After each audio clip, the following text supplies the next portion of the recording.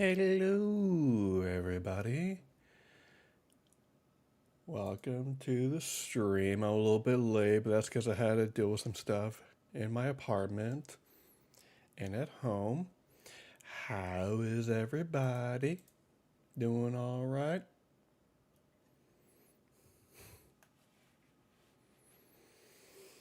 So originally I planned on playing some Spider-Man Miles Morales because I just saw Across the Spider-Verse the other day. But I forgot to start downloading it earlier before I went to the gym or went out to go get some brunch with friends because I'm fancy like that. So instead, we're going to play some Destiny. Oop, forgot the sound. We're going to play some Destiny, but I'm only going to use Strand so I can Spider-Man around, you know? That's it. Maybe I'll maybe I can find a way to build like a Spidey suit with all this. Mostly I just been redoing a dungeon. So I'll see what I can do. Because I found a build online. Hopefully I can use it.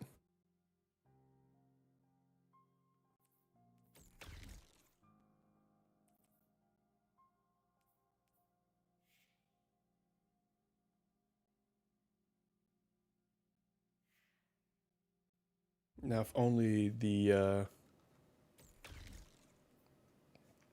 servers, I don't know what's going on.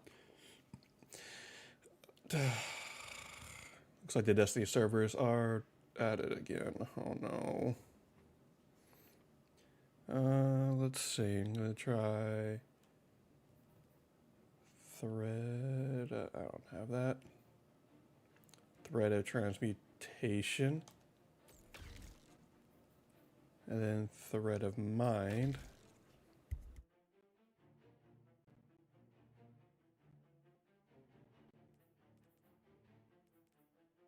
Thread of rebirth, thread of ascent.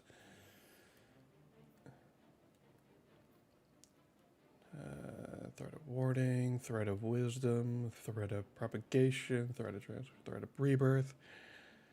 Oh, my bottle. Yeah, it's coming very soon. Hold on, let me just let me see how Spider-Man is doing, and then I'll see. Nope. Okay.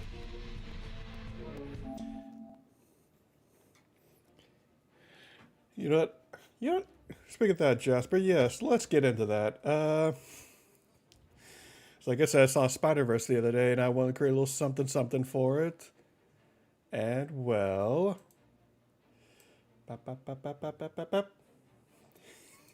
look, this is my new model. This is my Spider Sona. I am Spider Retro. Oh, hold on. Let me just actually do that real quick. Oh, I meant to do that earlier. Oh, fuck. I'm a terrible streamer. Oh, no.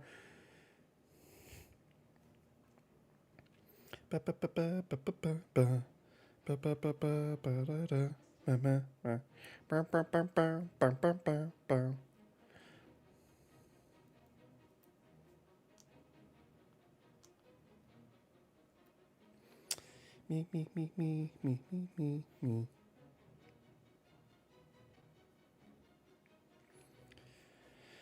And then email.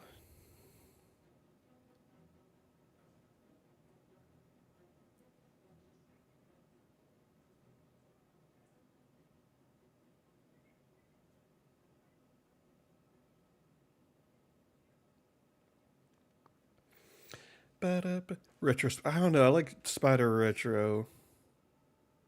Retro Spider. Spider Retro. I'll decide a bit.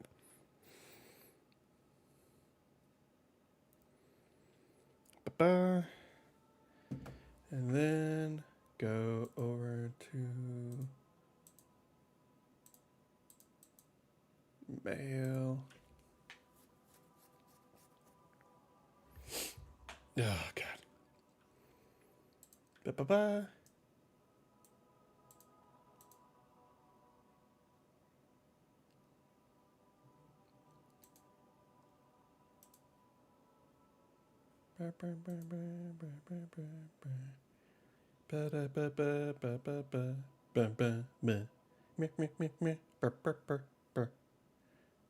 Okay. Fuck, where is it?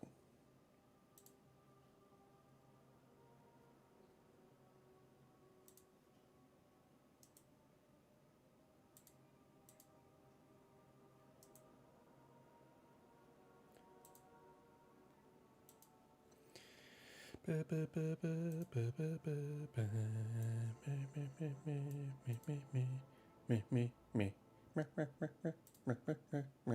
Okay, and then new image. Oh,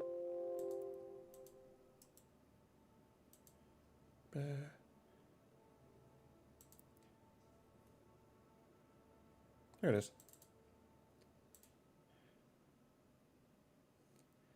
Well, he can suck it. Because your hair looks great. All right, so. Whoop, that's way too big.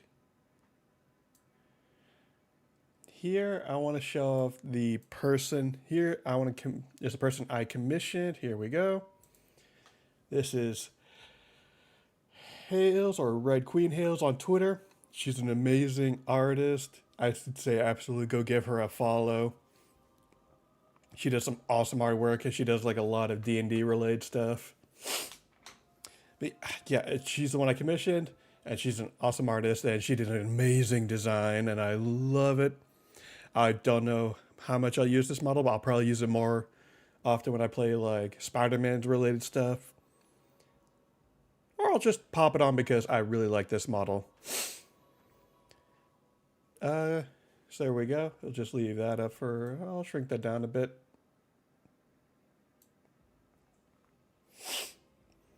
Okay, and let's build. Jasper, you don't forget him. It's your hair, not his, so do what you want. Do what you want because a pirate is free. You are a pirate. Let's see if I can go to Neptune and see if I can unlock more stuff.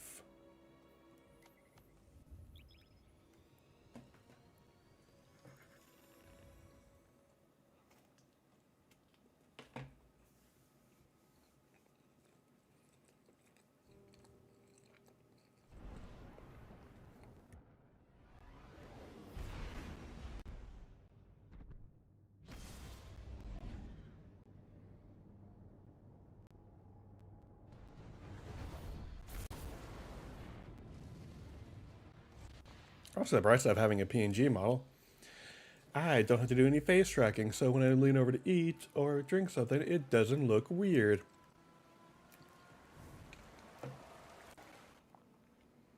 Alright, so do I have enough for... Don't need that. Oh, I need a couple more, so I need...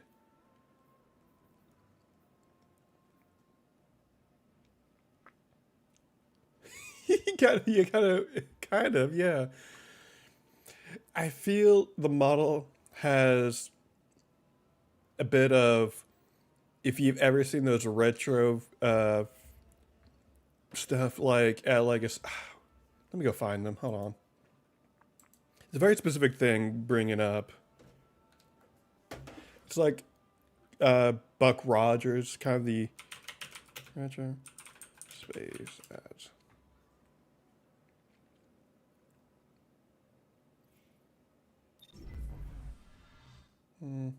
Nope.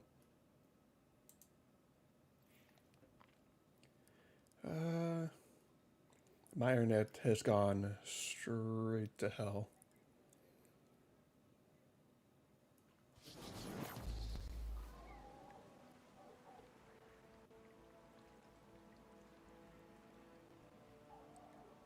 Okay, here it is.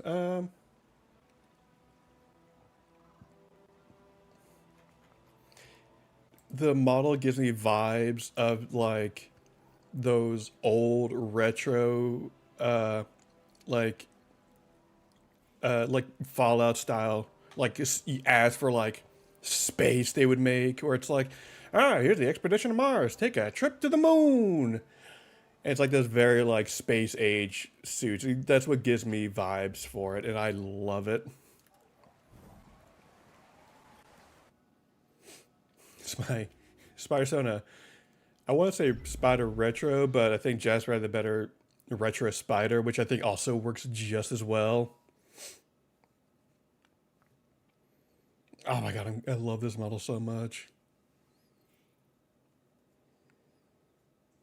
I commission like more from the artist. Alright, so I gotta go do stuff to get more strength for this build.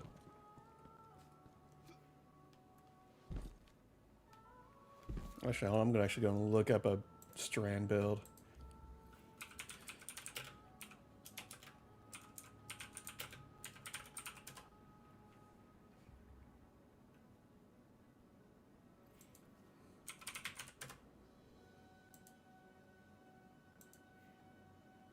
Hmm.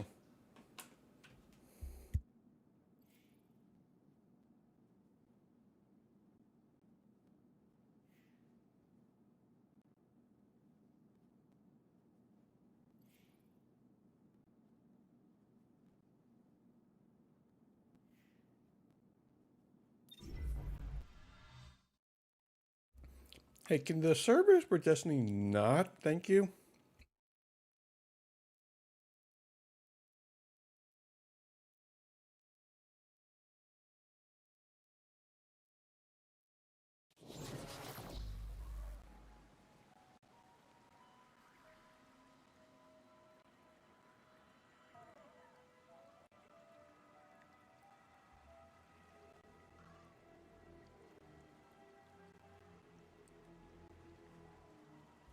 Let's see.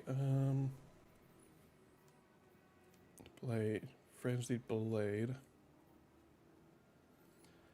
Let's go with grapple. Yeesh. Your website just 8-bit squares. I love that.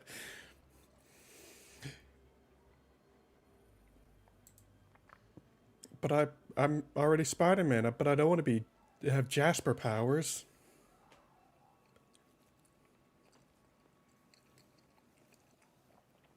Jasper Man.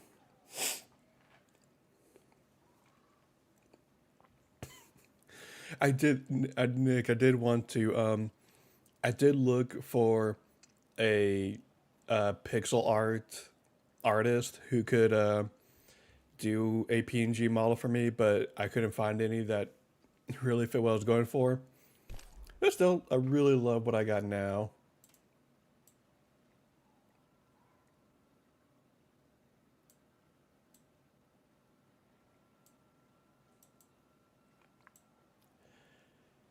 Jasper powers are you make a lot of sex jokes, like a ton of them.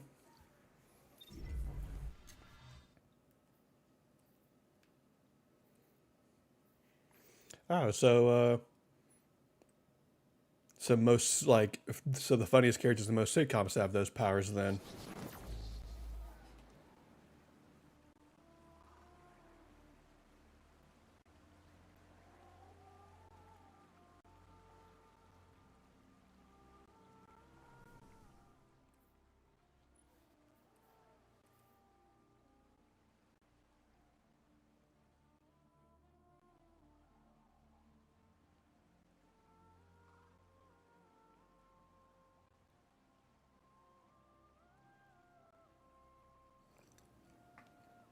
Yep. The powers are really great for fighting crime. They're only for antagonizing me. Specifically me when I've done absolutely nothing wrong. I'm just a victim here. I'm the one being hurt here.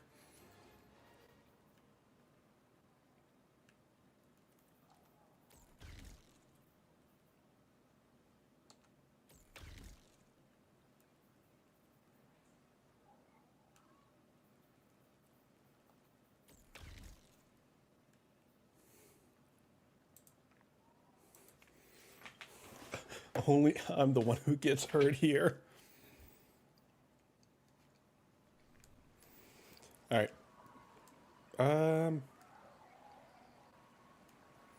What I'm going to do is I'm now going to try to beat a dungeon like this. And I'm going to do my old nemesis, the Spire of the Watcher.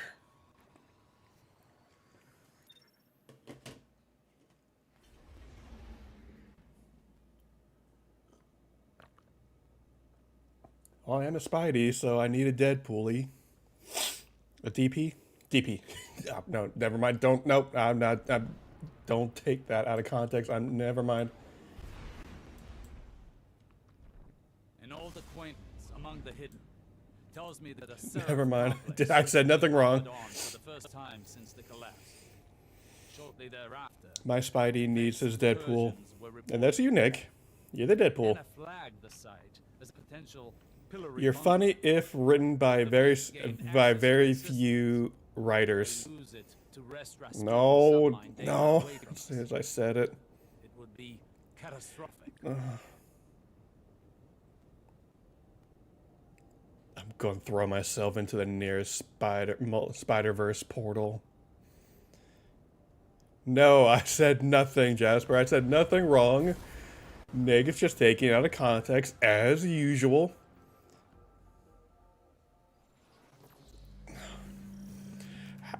No.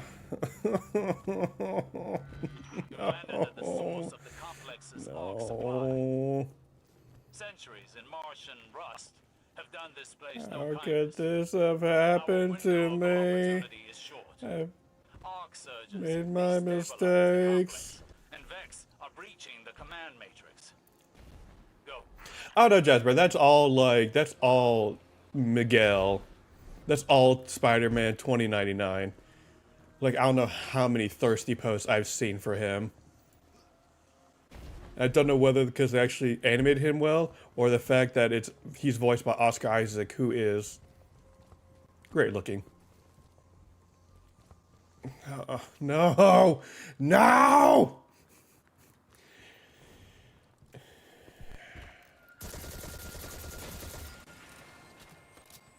You guys are the reason I drink.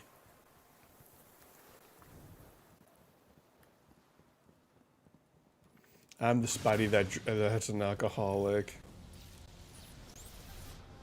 Because of y'all.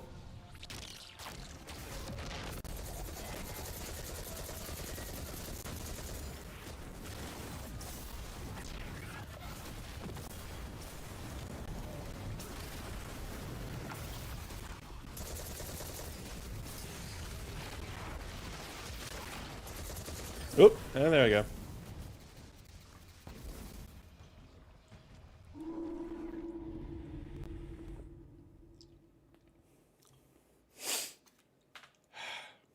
Can I go one stream without my butt being involved? Like, can my ass just only be complimented and that's it? We don't need to put stuff up it. It's okay. Leave it alone. It's already been through so much. You've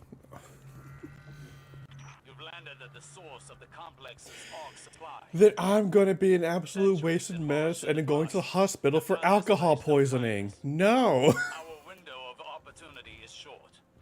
AUG surges destabilize the complex. Why and me? Vex are breaching the command matrix. Go.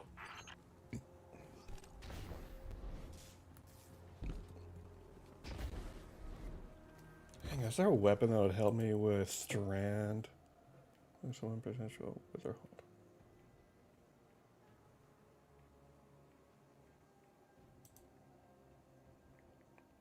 Thank you, Robbie. Thank you.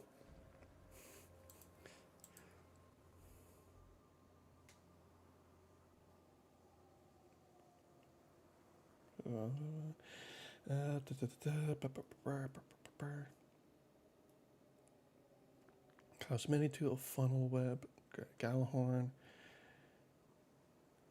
I need Abian Leap. I need that one.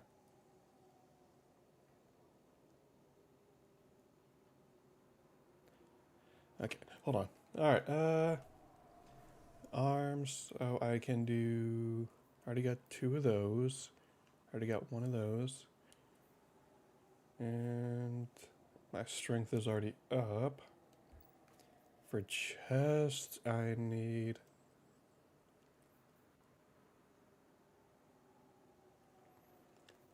Let's see. Do I have that one? I do. Neat. And concussive dampening. Do I have? I don't have. Oh, yes, I do.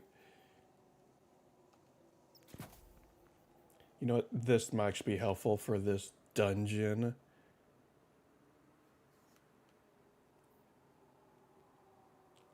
I actually need that discipline if I'm gonna keep my threads going. And legs.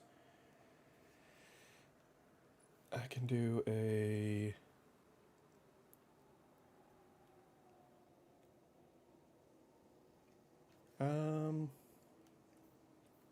Let's actually do resilience there. I need a. Better already. A strand weapon surge. And a solar weapon surge.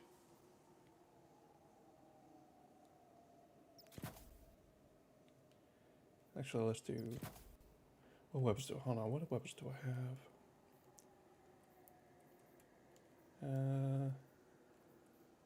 Let's do arc because I use arc weapons more often, and then mark.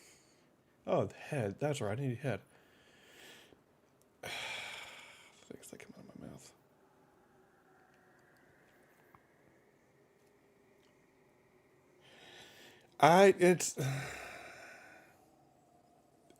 It's me not thinking about it, that it just comes on, I just say the word and I don't mean it, and I forget what group I'm talking to.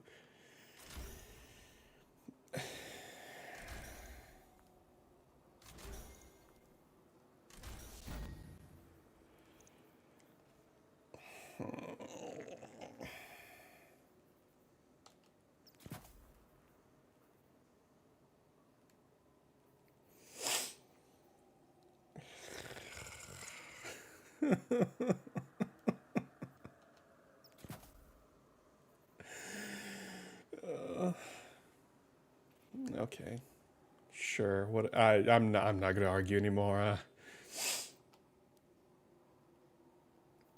You know what? Yeah, sure. What?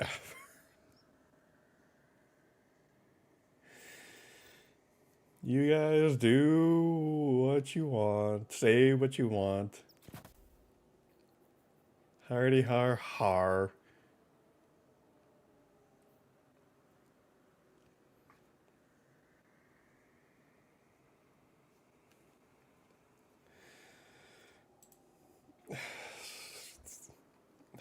I'm going to kill him. I'm going. Okay. What if I just die? What if I just let it go?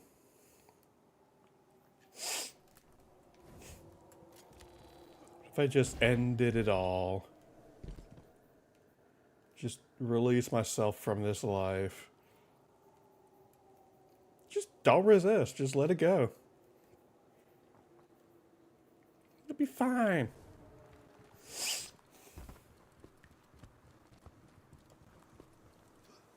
Don't really have one of those around me now, do I, Nick? No!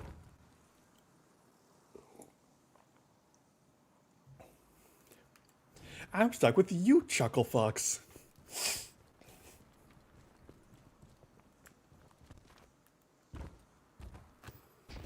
I'm only doing this to get a buff goth girlfriend, and it's not working.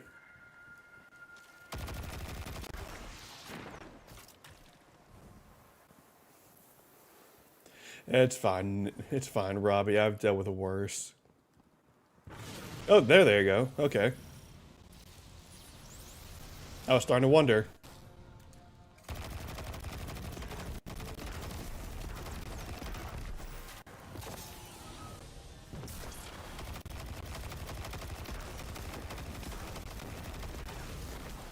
Yeah, yeah. Oh.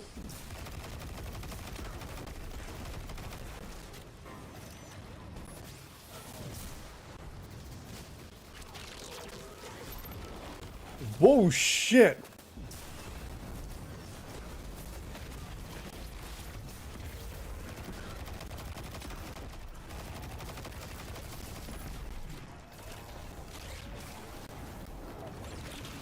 Oh.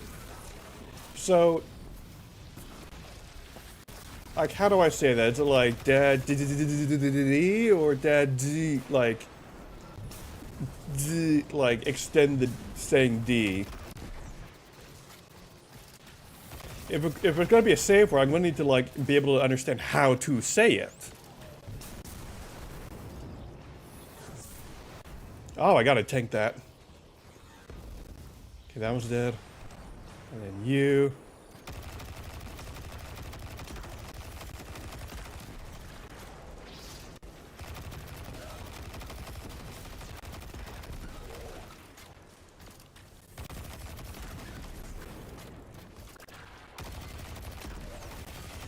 Well, specifically,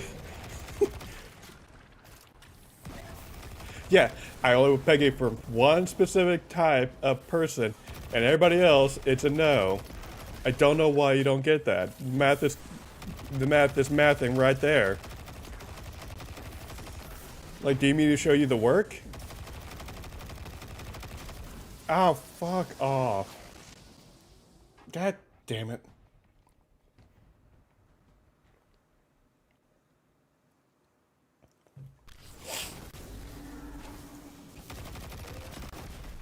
Yes, the type of math that actually uses letters instead of numbers.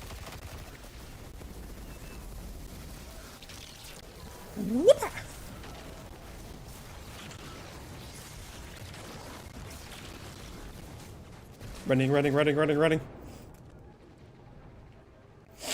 You know, it's a squared plus b squared equals goth girlfriend. It's right there.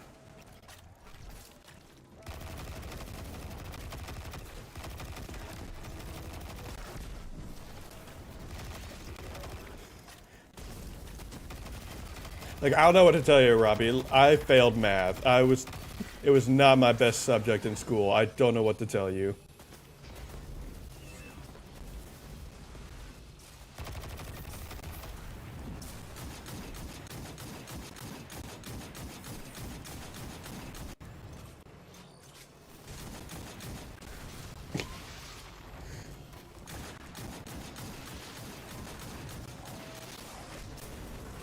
What? Alright, sir, I'm gonna need you to explain that. What is peggable energy?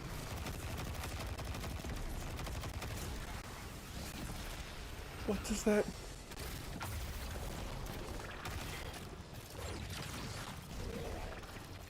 I don't... Okay. What sounds more likely is sin over you? God... Is it... Is it because I'm downloading? Well, that's almost done, so I can deal with the... Are you kidding me?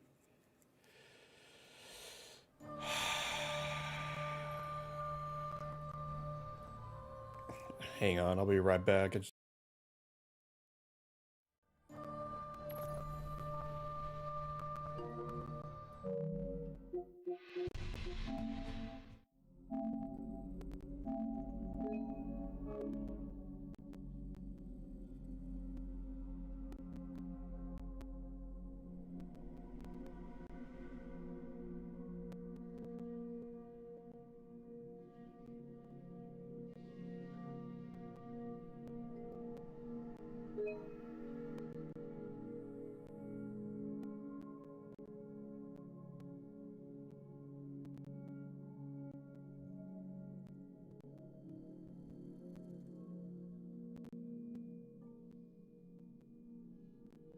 I'm seriously about to lose it if my internet does this to me, I swear to God.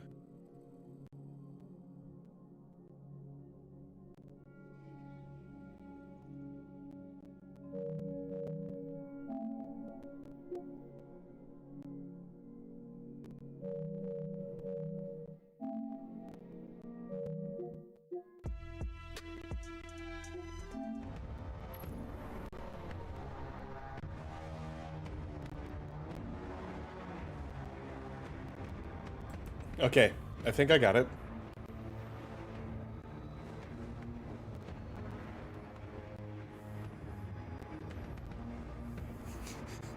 Are you- yeah, Nick, are you gonna wait for it to like come out on streaming to watch it again, or?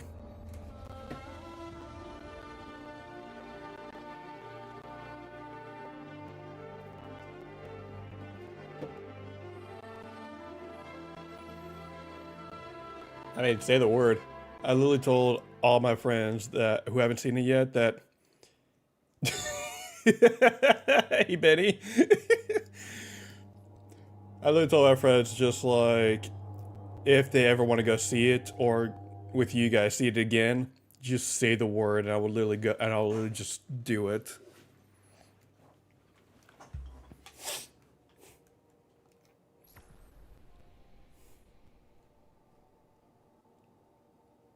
Do it.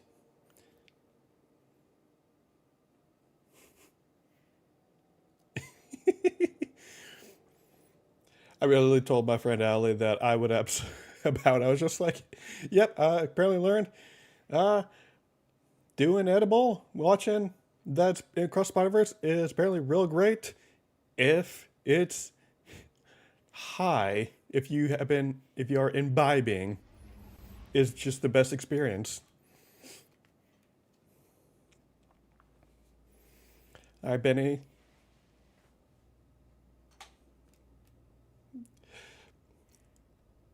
All right, are you guys? Am I? Is it only me? Okay. Jasper went impossible on us.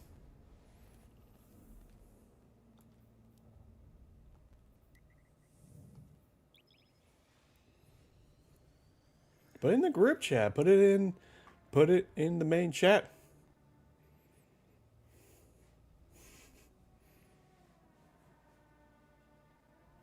Oh, what I said could be anything. Do you know how many female characters are in that show?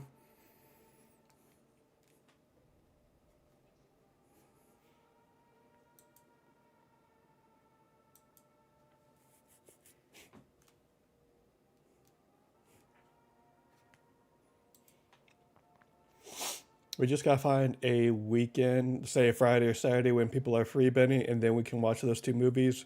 Probably either while drinking or high, either or, take your pick. And I invited Kay.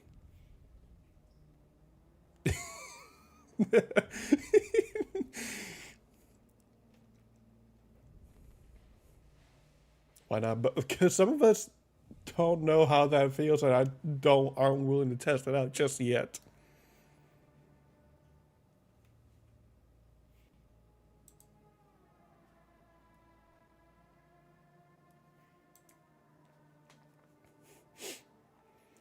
Look, like I said, I will absolutely be down to see it again, and I will also join Nick in being imbibed and medicated for the experience. Pop two like Delta 8 gummies, and then I'm good to go. I don't even know how you made it through. I don't even know how you made it through. Not just the beginning, but at towards the end with the Gwen scene. I was starting to even lose my mind at that, and I was sober.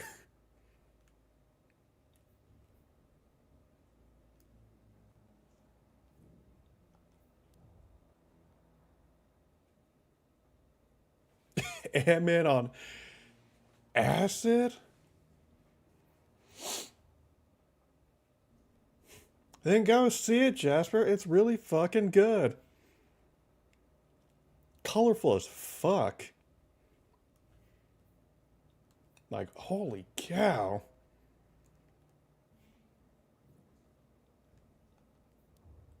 No, not that one. Back to the spire. Then sneak in.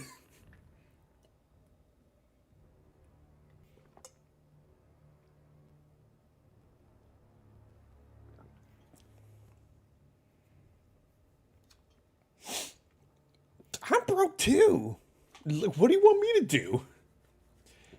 Hey, Jasper, remember remember this. WWSPD. What would Spider-Punk do? That's all you need.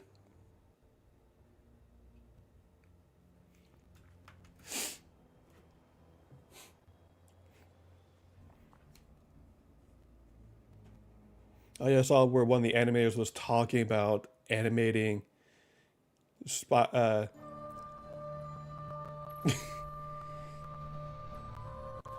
literally animating Spider-Punk. Hobie was like, oh yeah, he was on threes, but his guitar was on two. Like he was on twos.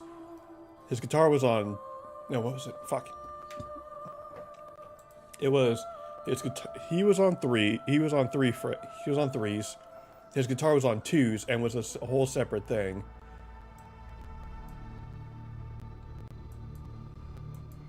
What's the fun fact? What's the fun fact? Well, I try to deal with my poor internet right now.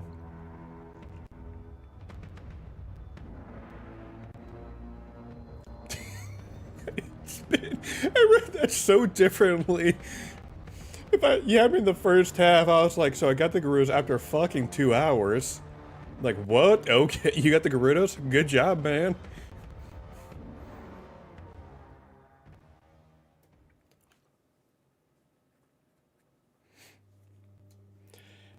You know what? Yeah, I'm planning on finding a copy, illegal online, of course, of his single run because I really want to read it. We got Dragon Con coming up in a few months. We could all be Spider-Man. All be Spideys.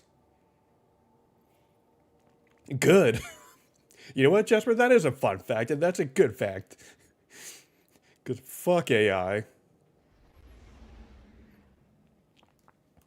Fuck them.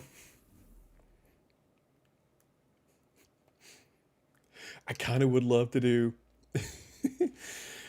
do Ben Riley, but the only reason I would want to do it would have to be to make is to paint it like paint the Ben Riley suit to have shading on it to look like it is in the movie. Oh yeah. Hold on. Let me look.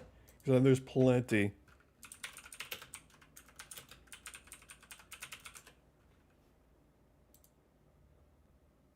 I don't think it's well. Technically, it's like Thunderstrike in that universe, correct?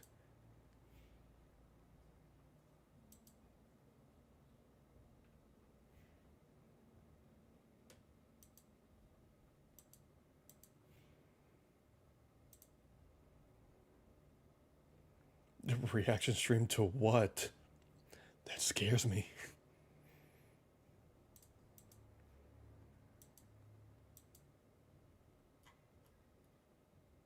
I think I saw a TikTok specific. Hang on, let me see if I can find it. Burr.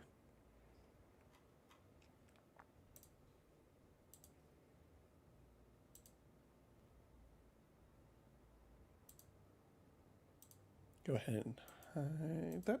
All right.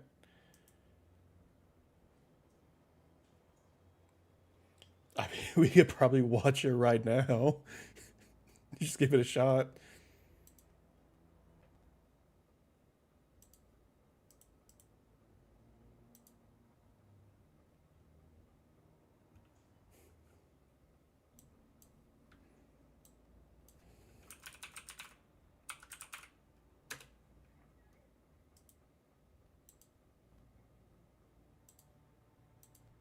O melhor Ah, ASMR que shit. vocês vão ver na vida de vocês. Organizando. Ow. Hang on for a second.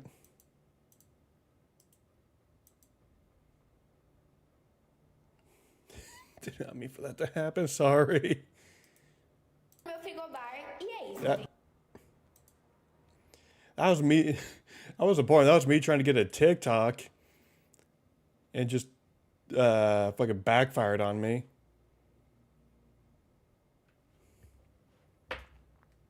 And hurt my goddamn ears.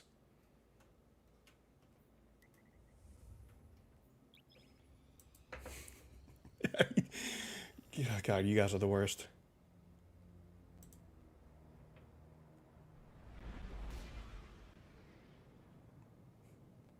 An old acquaintance among the hidden tells me that a Seraph complex recently powered on for the first time since the collapse. Shortly thereafter, Vex incursions were reported. Anna flagged the site as a potential pillory bunker. All right, let's give this a Vex shot. gain access to its systems, they'll use it to wrest Rasputin's submine data away from us. It would be catastrophic.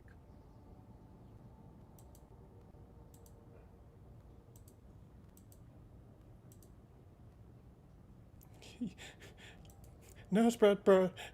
No cell, no cell, Sama Yamate.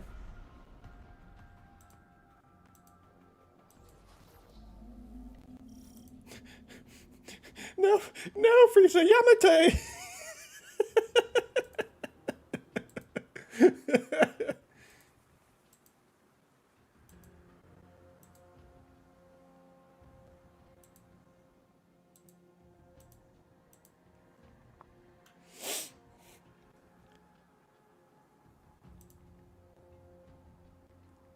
Oh, never mind. I thought it was going to be short. Oh my god, there's a whole 36 minutes. Hey, if you guys are willing to do this, I like...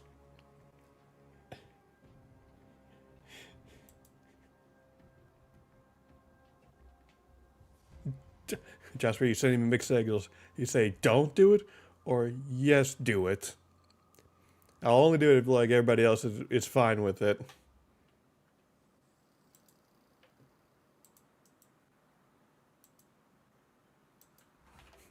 All right, let's hear from everybody else, Jasper. Let's see if everybody else would be fine with watching this video for...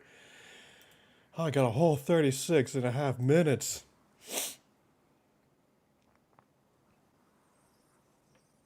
Oh, God. Yeah, I think it's fine. Who's gonna stop me? Twitch? I don't have any sponsorships on screen right now, so I should be fine.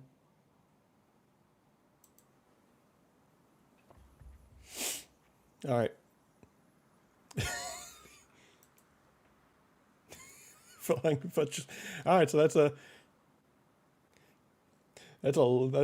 think that's a go from Nick, so let me set this up.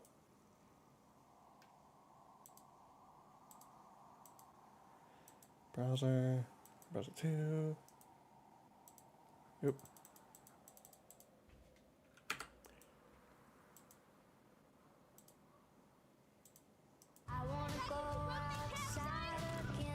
Oh, God damn it.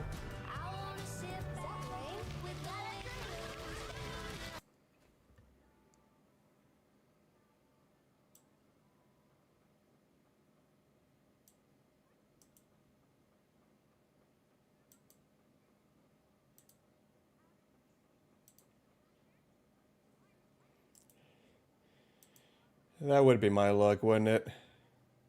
Now, let me interact with it.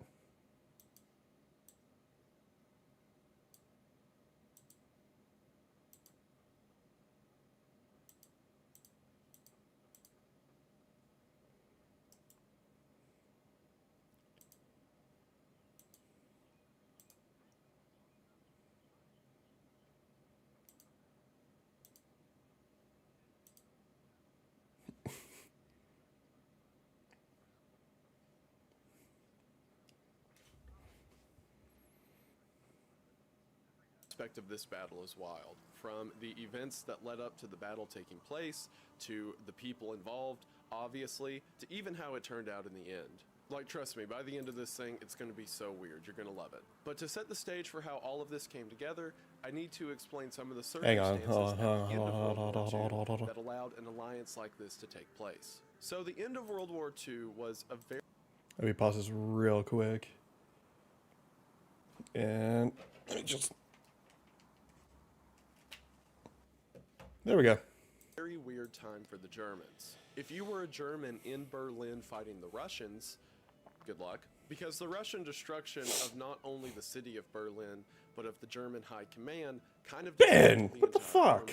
Because of that, if you were a German soldier What kind? on the Western Front who was responsible with keeping the Americans and British at bay, then you kind of just had to figure it out. By the end of April, Hitler was already dead, and the only commands coming from up top were to just hold out. So as you could imagine, several of the Germans began to How's see that? the writing on the wall and realized the war was almost over.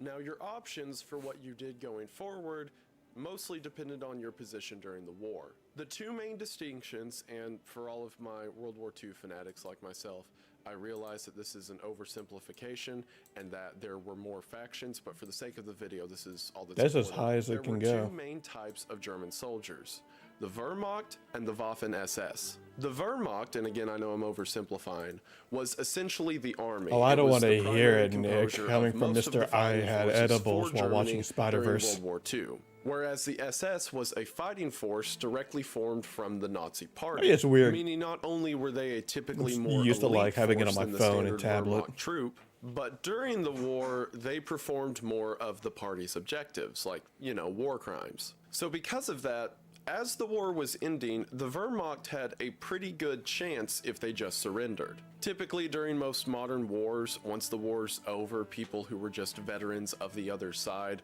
aren't treated too harshly, as long as they were typically just military combatants. Now, things that the SS did are seen as a little less favorable to politics and history, like, you know, Weird if someone actually the came into my Holocaust. stream. So as the war in Europe was ending in early May of 1945, Just gotta say, it'd be real weird. Like, I have my stream set to be for Destiny. It'd be really weird if someone came in, was just like, oh man, this person's playing Destiny. Hold on, let me just check. Let me check this out. It's just us watching a video talking about history. And World several War of the II. Wehrmacht troops began to surrender, while several of the SS dug in and were prepared to fight to the end. And it's within that setting of Wehrmacht and SS Nick, I'm troops getting you that as a stationed t-shirt on the for your northern birthday. border of Jesus gave me Austria cancer. in the I'm Tyrol coming. region that our story takes place. And what better place to begin our story than with the story of Castle Itter itself? And speaking of castles with weird towers, how about this tower? Do you know what this tower is? This tower is the phenomenal work that you Oh. guys have done on the Kickstarter. I thought maybe I am going to get For those that demonetized don't for know, I porn. am making a movie with the writer and director of the SCP Overlord and SCP Dollhouse films, and you guys have been incredibly I didn't know there was going to be some SCP movies. Holy cow. generous, and thank you enough. Do just fully explain. Those that don't know, it's going to be it's going to be cool, trust me. Several cool, and you guys have also, I will roll of this horror series where I get a more hopefully we can race to get as big so the well, I made a tower and how it is but to make other being person there one else can happen. Serious if you 20 but as always, thank you for watching. Now, Castle Itter is an old landmark in the Austrian Jesus, country. hold on. I just want to point out how much of that was sponsorship of him, just like from about 3 minutes to about like 4 minutes of just Side. Its history Mon- dates back of to just, at like, least the ads. 13th Holy century. cow. But for the sake of our story, we're interested in its history during World War II. Whenever Germany took over Austria, they began to amass a lot of the land and landmarks for themselves. Now, Castle Itter was a desirable location not only because it looks cool, but also because a castle is a naturally good fortification. In the early years of the war, political leaders used Jesus, it as a respawn secret time is meeting faster than location. him. However, in 1943, it became a part of the Dachau concentration camp. Now, several of you are probably familiar with the infamy of Dachau and several of the atrocities committed at the camp itself, but Dachau also had several properties in its proximity that it would use for transporting Joseph goods Mengele and one? weapons or stationing officers or what have you. So in 1943, it grabbed Castle Itter and began to use it as a prison for its important prisoners. And it had some very important prisoners. In the early years of its operation, it had the former Italian Prime Minister Francesco Nitti, as well as the former President of France, Albert Lebrun. And using a castle as a prison made a lot of sense. It only has one entrance, is heavily fortified on all sides, and is very easy to defend. And the prisoners who were put at Itter were kept in relatively good conditions. See, the Germans knew that it may be beneficial to have these former political leaders in good health, because in the future they could probably use them for leverage. Several of the prisoners who stayed there described the experience as being very bizarre, because while yeah, they couldn't leave, they each had their own room, they had a free roam of the hallways, they could go out to the courtyard and exercise when they wanted, and while the guards would be rude if, you know, they ever asked for anything too extraneous, most of the prisoners said the guards would try to be their friend. At the end of the war, several of the prisoners present included the sister of French free leader Charles Gaulle, 2 former French prime ministers, several French generals, and even French Olympic tennis athlete Jean Borotra. Again, all highly regarded individuals of France who Germany thought may be useful. One interesting detail is that apparently several of these people hated each other because a bunch of the politicians who were locked up were like far right and far left. And then you had several fighters and generals of the French army who were in there at the same time as politicians who were favorable of Germany at the beginning of the war. So apparently the German guards never had to worry about them planning an escape. This is just a setup. This is just a setup for like the weirdest sitcom, I swear to God, or like a very funny comedy action movie. Because they could never get along with each other long enough to actually plan something. shit, it kinda Now, as does. mentioned earlier, Itter was a part of the Dachau concentration camp, and the concentration camps were staffed by SS members. Because of that, the head at Castle Itter was a man named Sebastian Weimar, a high-ranking officer in the SS. So, as the war was coming to a close, things got a lot more tumultuous at the castle. At the beginning, it started off slow. Like in 1945, the supply lines got low. So instead of lighting the castle with light bulbs that were ran by a generator, they had to begin using candles. Near the end of the war, the prisoners had a meeting with Weimar and essentially asked if things got really bad, if they were going to, you know, be executed. And Weimar made the good point that it would not be in his interest, as someone who's already going to get in a lot of trouble for being an SS officer, to execute a bunch of important people at the end of the war for no reason. And he said that if it came down to it, he would make sure they had a way out. Well, in late April, as the final weeks of the war were beginning, the castle became a checkpoint for SS officers who were trying to escape the Allies. Several of the officers who worked at the Dachau concentration camps would come to the castle and get their families and supplies together before making a run for it. Because again, like I mentioned in the beginning of the video, a lot of the SS did not have an option other than get out or fight. This culminated when on April 30th, Edward Wieder showed up to the castle. Edward Wieder is known as the Butcher of Dachau because he was the head of the Dachau concentration camp. And whenever he left for the castle at the end of April, he ordered the execution of the 2,000 remaining prisoners. April 30th was also the same day Hitler died. So whenever the Butcher massacred that many people on the same day that it was very apparent Germany was not going to win this thing, he took the third option and shot himself in the heart while he was in Castle Itter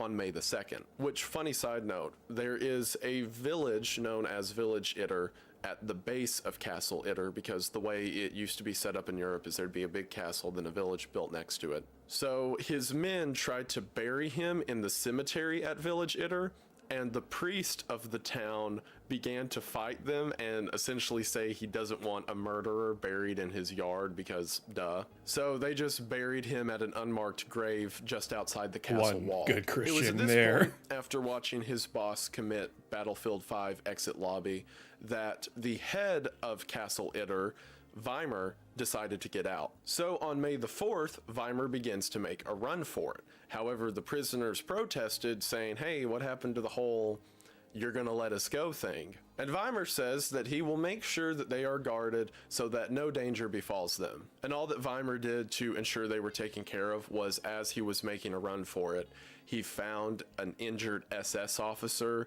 who had defected from the SS and asked him to put on his uniform and go protect the castle by himself. This SS officer, who to my understanding the name has been lost to history, had What was a self-deletion joke? Hang on. I mean, he shot himself in the heart. In the Battlefield 5, yeah, exit exit move.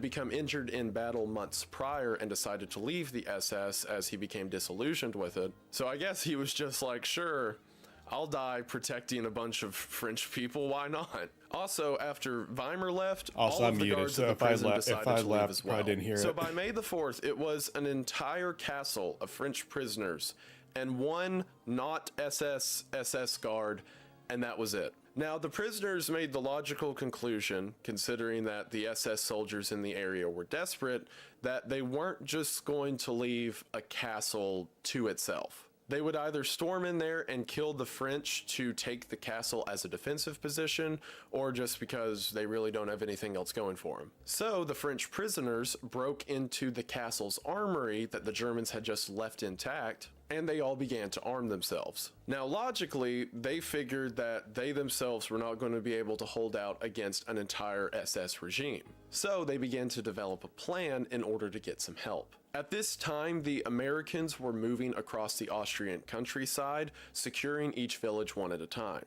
So naturally, the Americans would be on their way to secure Castle and Village Itter. So all they need to do is go find one of those American patrols and let them know that, hey, there's an empty castle. You should probably do something about that. Now, this part is a bit of a historical discrepancy. I've read a lot of sources on this story, and they seem to be kind of split on what exactly happened. Some say one of the prisoners tricked the guards on May the 3rd in order to sneak out, and then he went to go contact the Americans, and then someone else went on May the 4th. However, Stephen Harding, who wrote the book on this story titled The Last Battle, believes that it was just one individual who went to both groups. And since, he wrote the book, I'm going to go with his interpretation. So according to Harding, it was one Yugoslavian prisoner by the name of Andre. Despite being a Yugoslavian, he was transferred to the castle at the end of the war because the castle needed electrical work and Andre was an electrician. So on May the 4th, those who could speak English at the castle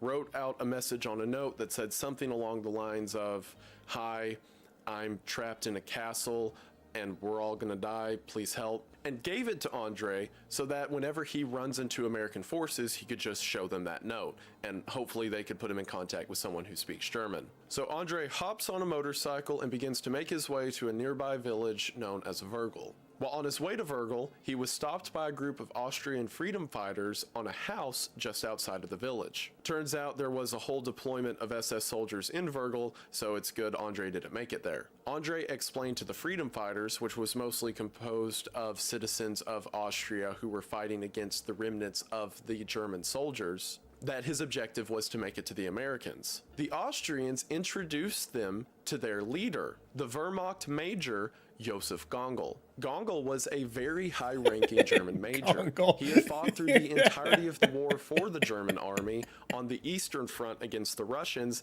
and then even at the Battle of Normandy against the Americans. However, as the war went on, he became disillusioned with the German sentiment, and at the tail end of it, defected and began leading the Austrian freedom fighters against the remaining Germans. Gongol's forces were composed of himself, about 20 Wehrmacht soldiers who followed him, along with the volunteering Austrian freedom fighters. So Andre comes to this German major and explains the whole story, that there's French VIPs in a castle and they're probably going to get attacked by the SS. And Gongol says that he himself does not have the forces to help, but he bets the Americans do. So Gongol tells Andre to continue driving in one direction until he hits the Americans in a town about 20 miles away, while Gongol himself, along with his Wehrmacht soldiers, will go the other direction to where he thinks the Americans may be. So these two, a German major with a truckload of German soldiers,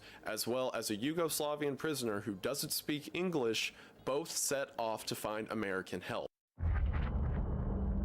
This game, you're not.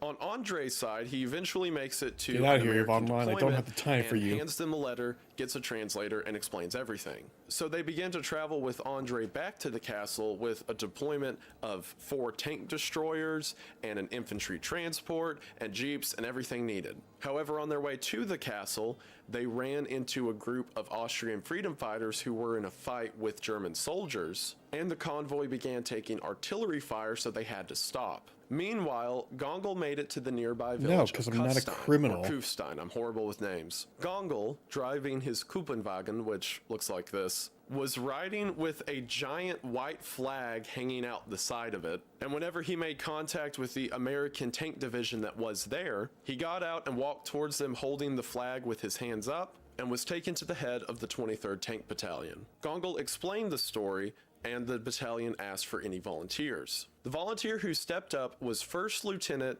John C. Jack Lee Jr., which not only is one of the most American looks like a names junior. ever, but for the duration of this video, I want you to imagine him as Lieutenant Aldo Raines from Inglourious Bastards, because that's exactly who this guy was. Despite joining the army from New York, he was originally from Nebraska. And despite being only 27, he had commanded his N4 Sherman tank through France, Germany, and now Austria. As a matter of fact, the day previously, on May the 3rd, he was part of the battle that cleared the Kufstein village. So this guy is at the tail end of the war. He just fought the day before, but he decides to go fight to rescue a bunch of French prisoners. Whenever he signed up, his friend who was also a tank commander, Lieutenant Harry Bass, also volunteered to go along with him. So between the tanks and crew, at this point, it was 2 tanks and 8 volunteers. On top of that, 6 volunteers from the All-African American Company D of the 17th Armored Infantry Battalion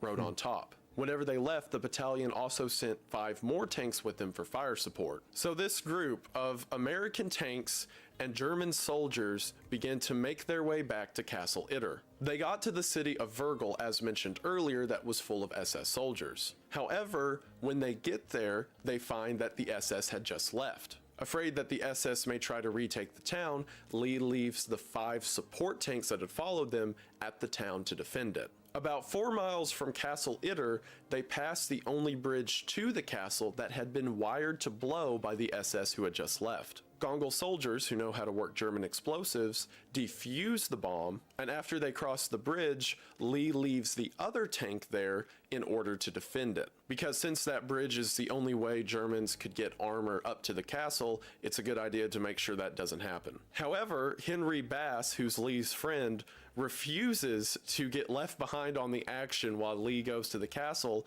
so he leaves someone else in charge of his tank while he hops on Lee's tank and goes with him. Oh so my God. at this point, the group that's making their way to the castle is composed of 1 tank, 7 Americans in total, and Gongol and his 20 German soldiers. As they're making their way up to the castle, they round a turn and come across a group of SS soldiers who are trying to set up a roadblock.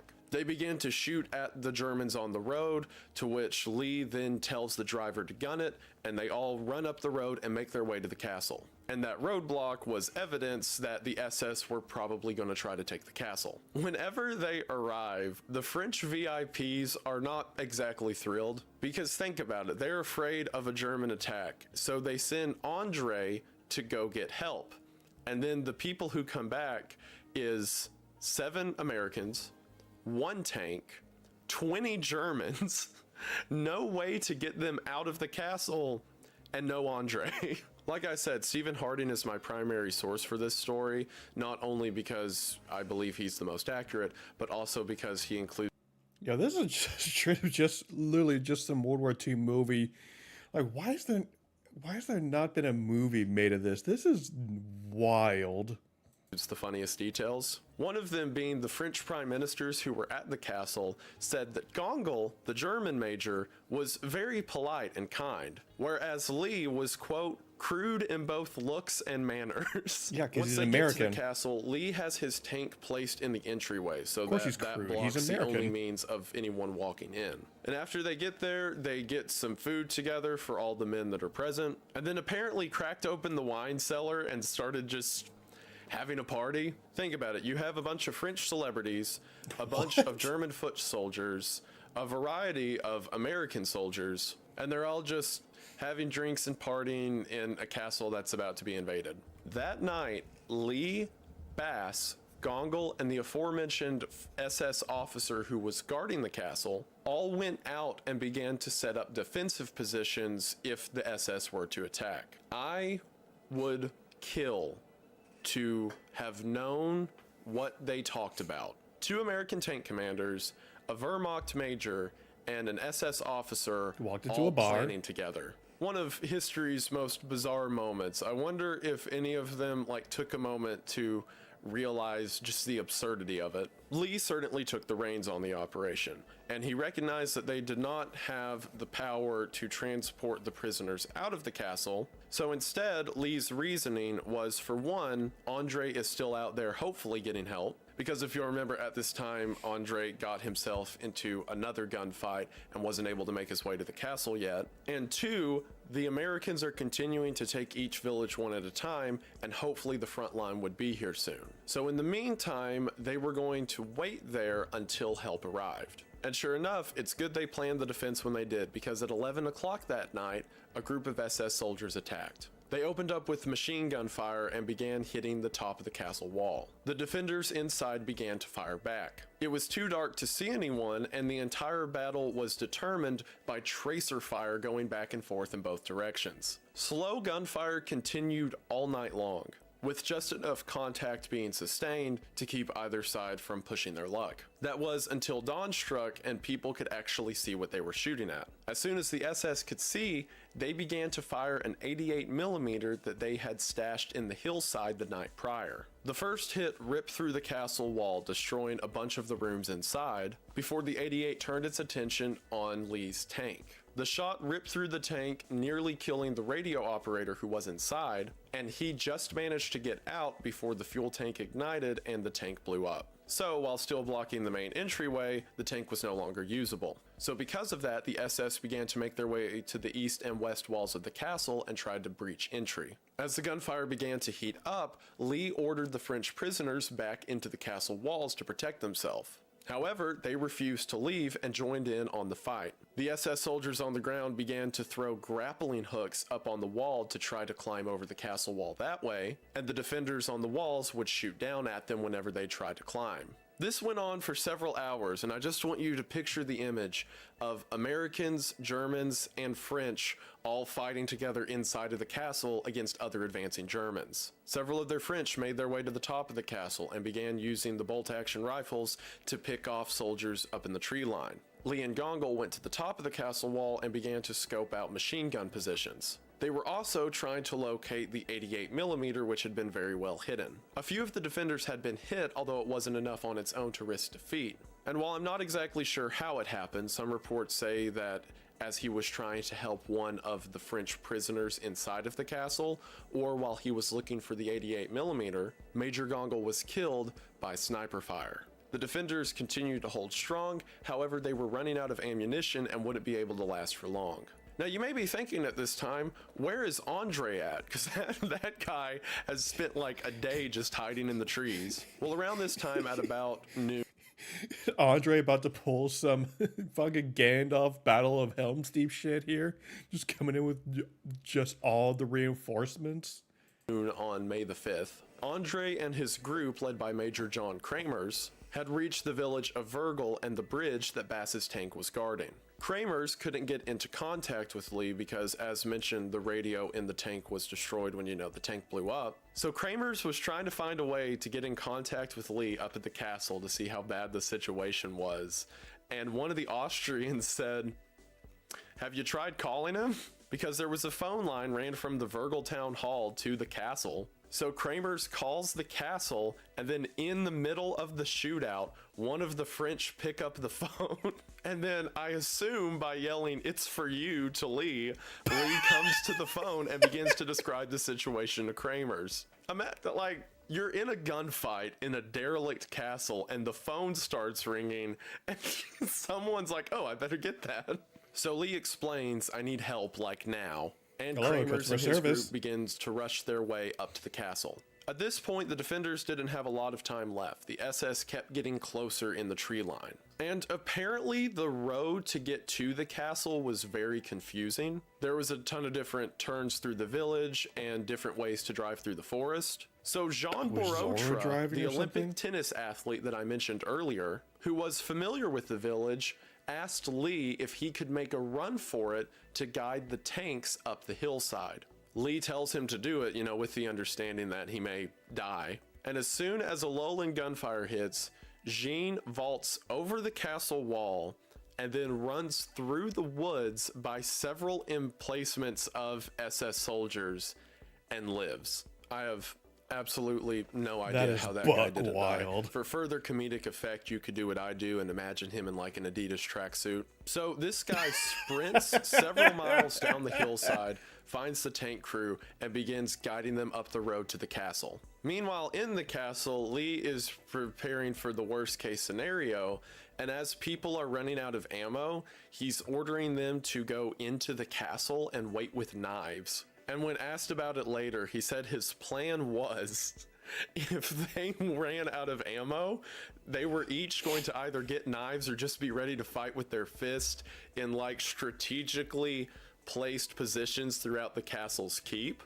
Because hey, I mean, that's what they were designed for in the first place, right? So might as well get medieval. So at around 3 p.m., almost everyone's out of ammo, and there's a bunch of very scared French and Germans inside of the castle ready to punch someone to death. The SS had made their way to the front gate and were about to storm into the courtyard of the castle itself when they were stopped by machine gun and tank fire from the now arriving American tanks. Kramer's group had just made it up the hill and began shooting at the SS that were making their way to the front, and whenever they began to fire, the SS retreated. One of the few remaining Wehrmacht soldiers, who was still stationed at the top of the castle, began to scream in joy, Amerikanische Panzer, which is German for American tank, which it's so wild. Again, I know I keep emphasizing the weirdness of the situation, but how can I not? A German soldier yelling American tank as if it's a good thing, when throughout the rest of the war, it was a very bad thing. War Thunder, the military online action game, has received this year's first major fuck off. update. One of the reasons I know we're talking that about the tanks, small but go details away. of this event are remembered so well is because in Kramer's group was a journalist who immediately began interviewing everyone and getting their take on what happened. And the journalist talked about the bizarre nature of coming into a medieval castle and seeing French, German, white, and black Americans all gathered together behind a burning tank shooting at other Germans. A real Hogan's So as Heroes everyone group was going on cheering here. and happy, Lee walked out of the castle with a blank expression and walked up to the officers who were standing next to Lee's burning tank. And without saying anything else, he just looked them in the eye and said, "So, what kept ya?" And then they all broke out into laughter over the humor of almost dying.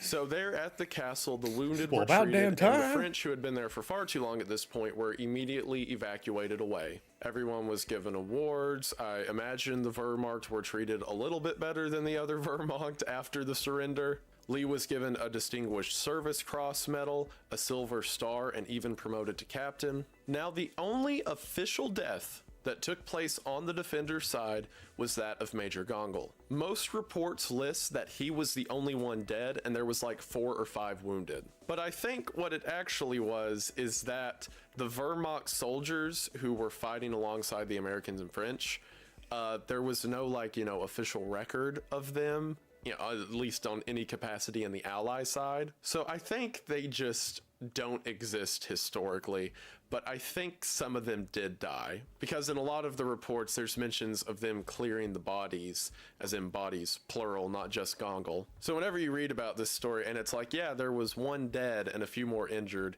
I think that's one person who history cares about dead, and then some defected Germans who no one really kept track of. But either way, it seems that there were no casualties on the French or American factions. And again, the only official death on the defenders' part recorded that day was that of Major Gongol. and an unspecified number of SS troops who were killed on the offensive side. According to Stephen Harding, decades later, shortly before Lee passed away, he was asked about the Battle of Castle Itter and what he thought of it. And after thinking about the question, Lee sat there in silence for a while and then said, well, it was just the damnedest thing.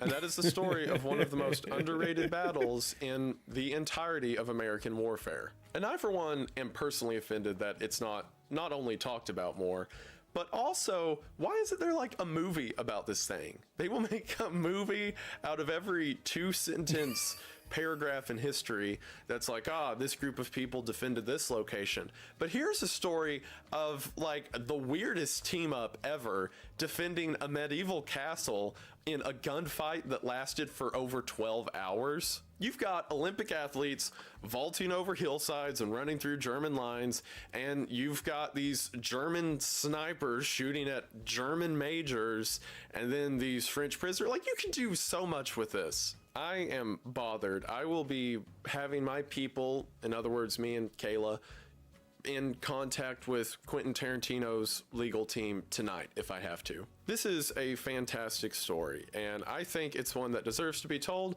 which is why I wanted to tell it. And hopefully, if you stuck around this long, you think it's interesting as well, and that's cool, because I do too, and I just want to say thank you for watching. I didn't know about this story until recently. I was doing research for, again, the Mega Ultra World War II video I keep hyping up that I'm inevitably going to overhype. And I was looking at stories of like defectors and spies. This is and all there was wild. like a parenthesis at the end of a sentence that said something to the effect of, this is in contrast to when the Germans and Americans fought side by side at the Battle of Castle Itter. And I was just like, the what? Like, I found this off a rabbit hole. It reminds me of the Akali raft video I did about I called it like the not safe for work raft or whatever. Like that whole story that came to me whenever I was researching like disturbing human experiments. And then that was one of them, and a parenthesis said, although the authority of this story has been debated. Like, I find out about the weirdest topics through footnotes. And I love it. I love doing this. I love this job. Love that I can envelop myself in research and then just chase these rabbit trails that become videos. And you guys are so fantastic for allowing me that, and it means a lot. We're at 1.67. Yeah, I think that's not a real number. You guys are great. I love you all to death. Thank you for that. Oh, 1.67 million subscribers, I should clarify. Thank you all so much for that. You mean the world. Thank you for getting me to this point. If you can't tell, I'm coming off of some kind of flu, sickness, something, and my voice is a little sparse, so I'm going to cut this outro short because it hurts a lot. But thank you all so much for watching. I hope you enjoy. I'm going to regret probably, what is the love raft? You already had it, of course you did.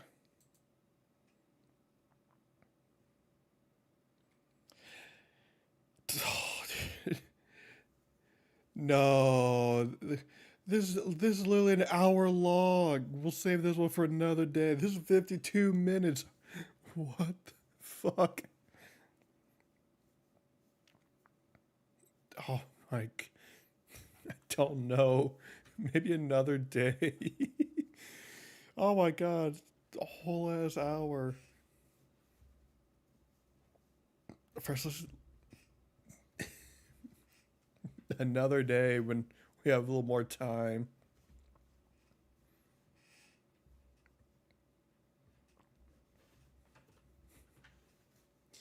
Hang on, let's check out, Ben was talking about it earlier. Let's check out the RoboCop video that IGN put out, I think.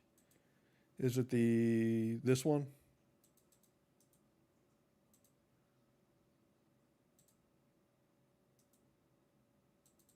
Enjoyed it.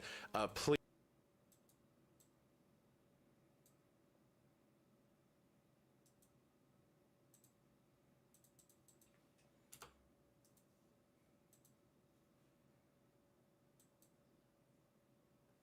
When Google Fiber first launched...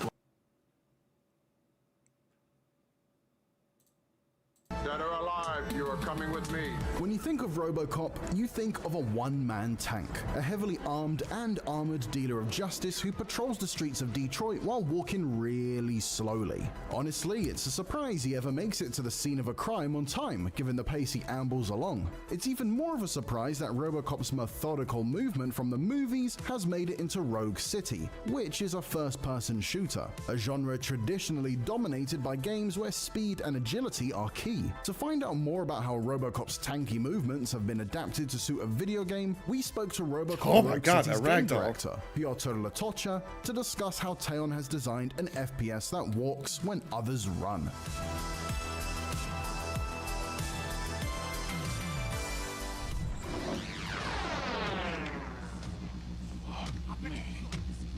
Drop the gun. You are under arrest. RoboCop's slow and precise movements are two crucial parts of his identity, so it was always the plan to make that an important part of the game. However, it meant rethinking the way the developer approached making a first-person shooter.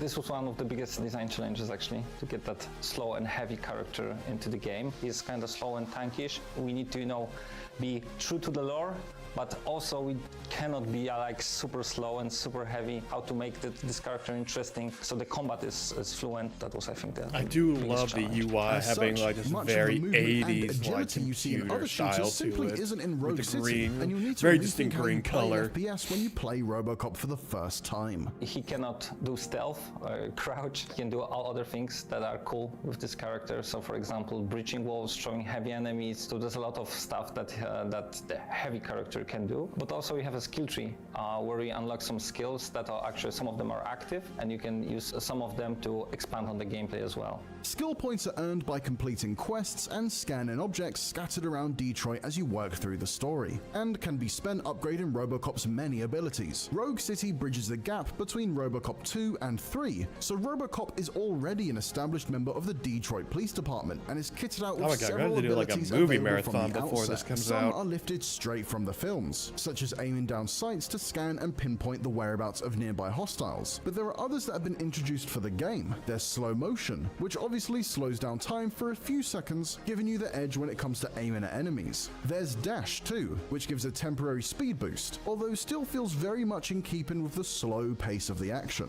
Not running, but moving faster. So if you move faster into the enemies, they fall down. You can also use it to your advantage that they are knocked down. They're not dead, but knocked down. Then I've you seen can one, finish I them just off. haven't seen There two. are other abilities too. Shockwave works like basically like a police flashbang, so you can stun the enemies, but at the end, Isn't if it the you worst- upgrade it isn't it to a the terrible very one, end, or is it's that- is deadly that- actually. So if you stun the enemies, they will fall down dead. While some of these abilities stray from RoboCop's original blueprint in the movies, they don't feel out of place for the souped-up cyborg. One element that's completely authentic to the movies is RoboCop's Auto 9 machine pistol, which he uses throughout the story. It's a powerful weapon, even at the beginning, but there are plenty of upgrades to unlock as you progress. It was actually one of the challenges because we wanted to keep the player using that Auto 9 because it's the iconic weapon. It's something that RoboCop does, so he uses it a lot.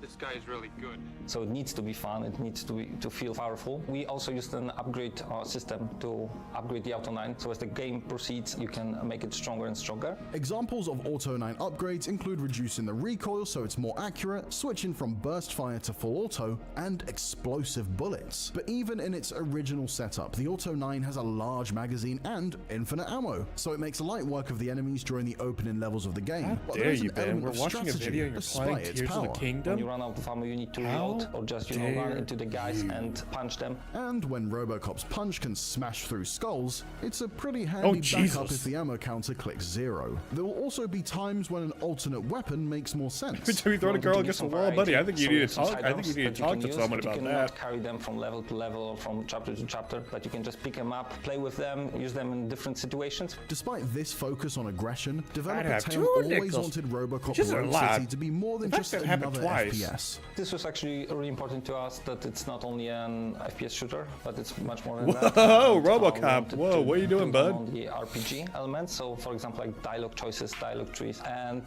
those skills actually help you to solve some things in different ways. Psychology sometimes lets you talk someone to do something without using violence, or you can use skills like, for example, engineering can help you to also unlock a dialogue option that will help you talk out someone to do something. It seems there is still a man behind the mask then, and that RoboCop Rogue City will require you to use your brains as much as the trigger finger. Well, almost. You need to be taught some manners. If you like this video, check out our RoboCop Rogue City. All right, Jazz, you get the 17-minute one. Let's see if I can find it.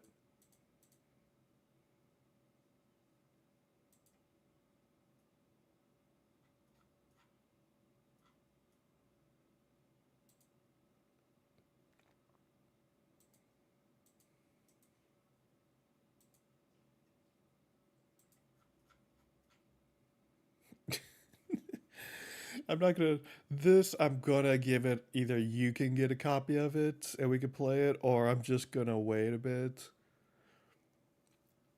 just to see like how it is post-launch. You know what, Nick? You can suggest something. Go ahead. Do I get to set up for another?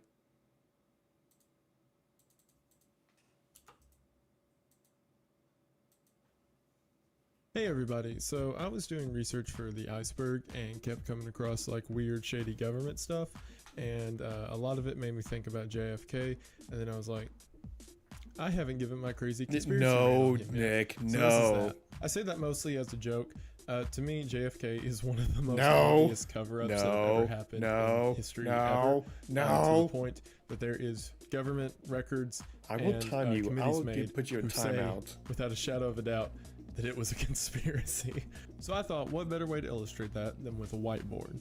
So bear with me, and I am going to show you exactly how JFK was killed and who killed him. What I'm going to do is start with the official telling of events, so we can establish how the official report of everything that happened went, and then from there I can pick it apart and we can see what more than likely happened, or at least what probably happened that certain government groups don't want us to know about. I'm trying to get past the minute monetization time before I say the specific word, but yeah, we'll get there. I hope that you all can appreciate real art when you see it. We give the official retelling of events. Picasso, On November I like 22nd, 1963, John F. Kennedy. Has it been past a minute? It's probably been past a minute. The CIA killed John F. Kennedy. Like, hilarious. Let me pause real quick so I can check.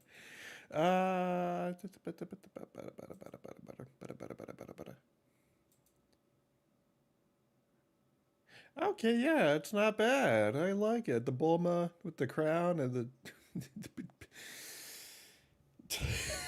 Dragon Ball in between her boobs. Okay. I see. You know what? It's not bad. I like it.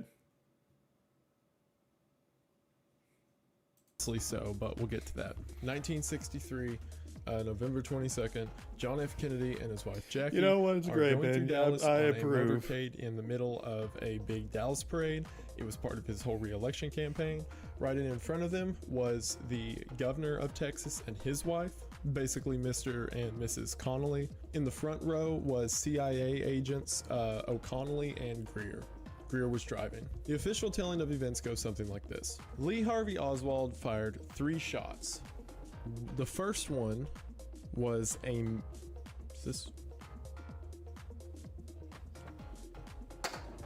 use the Patreon money to get better markers. The first shot was a miss, supposedly bouncing off the pavement and hitting a bystander who we'll talk about in a minute. The second shot supposedly hit John F. Kennedy in the back of the neck. Oh, that's a bullet bullet then fall went right through there. his neck, hit John Connolly, the governor, who was sitting in front of him, in the back, right below the scapula.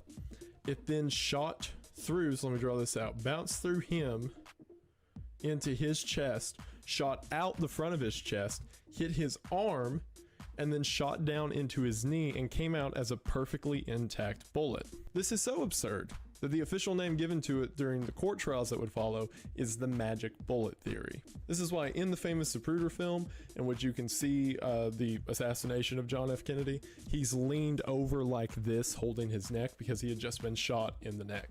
Finally, the third shot came, hitting JFK in the back of the head and killing him. While making his escape out of the bookstore, John F. Kennedy ran into a police officer who then pulled a revolver and shot the police officer twice, killing him. Which, I mean, after you shot the president, JFK, after killing JFK, ran. It was later found out that Lee Harvey Oswald had communist sympathy ties. As a matter of fact, he tried to renounce his U.S. citizenship some years back, and everyone was happy initially, like, yep, that's the guy that did it. Don't have to worry about anything else. The Warren Commission, which was the board that was put together to make sure everything that I just described actually happened, came back after short deliberation and said, yep, Lee Harvey Oswald was the only shooter, and it was not some grander conspiracy, and we can all close the books on this one. So let me tell you why that's wrong. I'll go ahead and say this to be generous. I do believe Lee Harvey Oswald was one of the shooters. However, there is not a doubt in my mind that he was not the only shooter. So let me explain. Remember that first shot that I mentioned that was supposedly a miss? What you what send happened us, is that bullet I swear to skipped God. off the ground, shot to the other side of the street, and hit a man who was standing about 100 yards out, whose name was James Teague. I'm going to be drawing more people so we can keep track. It's our man JT. James Teague stopped, was watching the motorcade go by, which then a bullet skipped off the concrete and hit him in the cheek. You can even see pictures of that skid mark on the ground from the bullet that came up and hit him, the supposed first shot. However, the big problem to this is James Teague's personal testimony. See, he was walking by the street as the parade was going by and he didn't take much care for it. The reason he stopped... Wendigoon is this guy, Ben. Nope, I can't scroll down. This YouTuber's name is Wendigoon. And turned to face the motorcade was because he heard a gunshot. Now, if he heard a gunshot, took time to stop and turn, there is no way the first shot was the same one that hit him. But it would make sense if it was the second or the third or more after that. The reason everyone and the official report sticks with 3 shots is because there were 3 shell casings from Lee Harvey Oswald's window, as well as 3 at least confirmed bullets on the ground. However, JT's testimony here messes all that up, and his isn't the only one. The governor who got shot along with Kennedy, John Connolly, says the exact same thing. He says that there is not a doubt in his mind, nor his wife's, that the bullet that hit Kennedy and him was 2 separate shots. Keep in mind, it's called the magic bullet theory for a reason. There's no way the bullet followed that whole trajectory and just stayed together perfectly fine. What makes more sense is that it was 2 separate shots. However, Lee Harvey Oswald was using a 6.5mm bolt action Carcano rifle. Not to get into all the details of it, but it is literally impossible to fire a bolt action rifle in the amount of time between what would be Kennedy getting hit and the governor getting hit. The space between the 2 shots was long enough that they could tell a difference in when each of them was hit, but not fast enough for someone to rechamber around and get a second shot off. Unless there was a second shooter. I mean, bolt action, I mean, you can do a bolt action pretty quickly. As far as my understanding was, Lee Harvey would literally just constantly be practicing leading up to this. He would just be practicing with the bolt, with his rifle, just over and over again to make sure he can get it right and quickly done. Somewhere off to the other side. If, and stick with me here for a second. I was trying to draw him on a hill, but it looks like he's got really big legs. We're gonna keep it. Anyway, if Texas Red here was off on the other side of the road firing shots toward the motorcade too, then one of his shots could have crossed through, striking the president in the neck and continuing, which would make more sense why Kennedy was hit in the neck, bent forward, and then one of Lee Harvey Oswald's shots hit the governor in the back. This is a direct quote from former Governor John Connolly. There is my absolute knowledge, and Nellie's too, that one bullet caused the president's first wound and that an entirely separate shot struck me. So Tuft and Needle's better.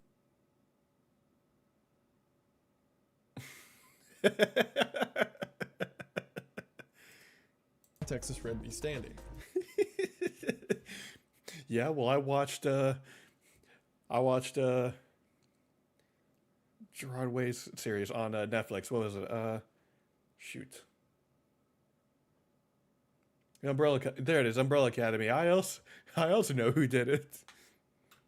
Most of you are probably familiar with the famous Zapruder film, which is the film that is famous for being the one in which JFK gets killed. However, there was another view. There was another camera on the other side of the street that was recording that day that was filming the motorcade from the other direction. In it, everyone who has watched that film has said they can see with absolute certainty puff of gun smokes appearing from the opposite side of the street on what appears to be a grassy knoll. Not only that, but these puffs of smoke are in time. Jasper, did you give us the... I don't know if I can do this. If it's the... I do not do these grassy knoll conspiracy. I hate it. With the times. This is where that's going, I swear to God. So now you may be asking yourself, what do you mean people who have seen this other film? And that's the fun part. In 1976, a group was formed called the House Select Committee on Assassinations. Now you may be asking, why in 1976, 13 years after the president's death, did they form a committee just to talk about this event? And it's because it came out. Fine, yes, but if this goes where I think it's going to go, you are going to lose some privileges. You're going to lose video privileges for a bit. That the CIA was purposefully hiding information regarding the assassination. Not only that, but they planned after this trial was over to have a trial for the CIA directors that allowed the information to go missing. The original reason that this House Select Committee came together is because new technology was found in '76 that analyzed this data more closely. Using audiograph equipment, and this is my interpretation of that, they managed to pull the audio from the original Zapruder film and picked out that there were 6 shots fired in this amount of time of the film, not the original thought out 3. They were so reliant on this that, as I mentioned before, they made a whole committee just to relook at all this information. You may be asking yourself, well, what happened to the other film and all the information? That's the best part. The day after they used that other film footage to determine that there was a second shooter, it all disappeared overnight from a CIA lockup, to which they said that someone probably stole it, along with all the other evidence that proved that something was wrong with this picture. Despite that, once the committee had finished their whole proceedings, this is the official statement they gave in the end. The committee believes, on the basis of the evidence available to it, that President John F. Kennedy was probably assassinated as the result of a conspiracy. The committee is unable to identify the other gunmen or the extent of the conspiracy. That is a government organization coming together and saying, yeah, something definitely weird happened. So we know that something was up. This is the CIA conspiracy. Oh my God. Well, yes. This is a whole other rabbit hole to go down, but John F. Kennedy was in big support of the CIA until a little thing called the Bay of Pigs happened. He was very upset with them after the fact and supposedly said to the White House Staff Committee, if it was up to me, I would take the CIA, break them into 1,000 pieces, and throw them into the wind. The CIA obviously didn't like that, and for those who know anything about them, they have a tendency to start to follow their own directive when president or states heads don't agree with it. I mean, JFK should have had the chance to do that. Fucking the CIA has way too much power back in the day. Has a lot of power now still, yeah, but had way more back like in the 60s and 70s. Like literally they could do a lot of stuff the president wouldn't even have been aware of what happened. With it. I mean, for evidence, just look at like the 60s drug crisis or sending guns to South America. But we won't talk about that. Anyway, so going with this idea that John F. Kennedy was going to do something about the CIA, if not expose Oh, them we for what already they done have with that already video. done, We're on a it different stands to video reason they want to do now, something about Nick. it. Also, keep in mind an interview that JFK did a couple months before the shooting. He said that there were scary things happening in U.S. politics and that there were secret societies planning to take over democracy and government systems. And yeah, so we have the motive, but what about the evidence? As I've already mentioned, the CIA lost all the data the day after it was used in court to prove that this guy was actually there. Aside from that, at the least, their handling of John F. Kennedy's motorcade was hilariously bad. For example, they plotted out the map that John F. Kennedy would follow, and they determined that there were 20,000 open windows that the car drove by, and that there were so many windows that they just shouldn't cover any of them, which has got to be the worst compromise I've ever heard. It's like, man, there's a lot of windows. We're gonna have to do a lot of work. Or we could not.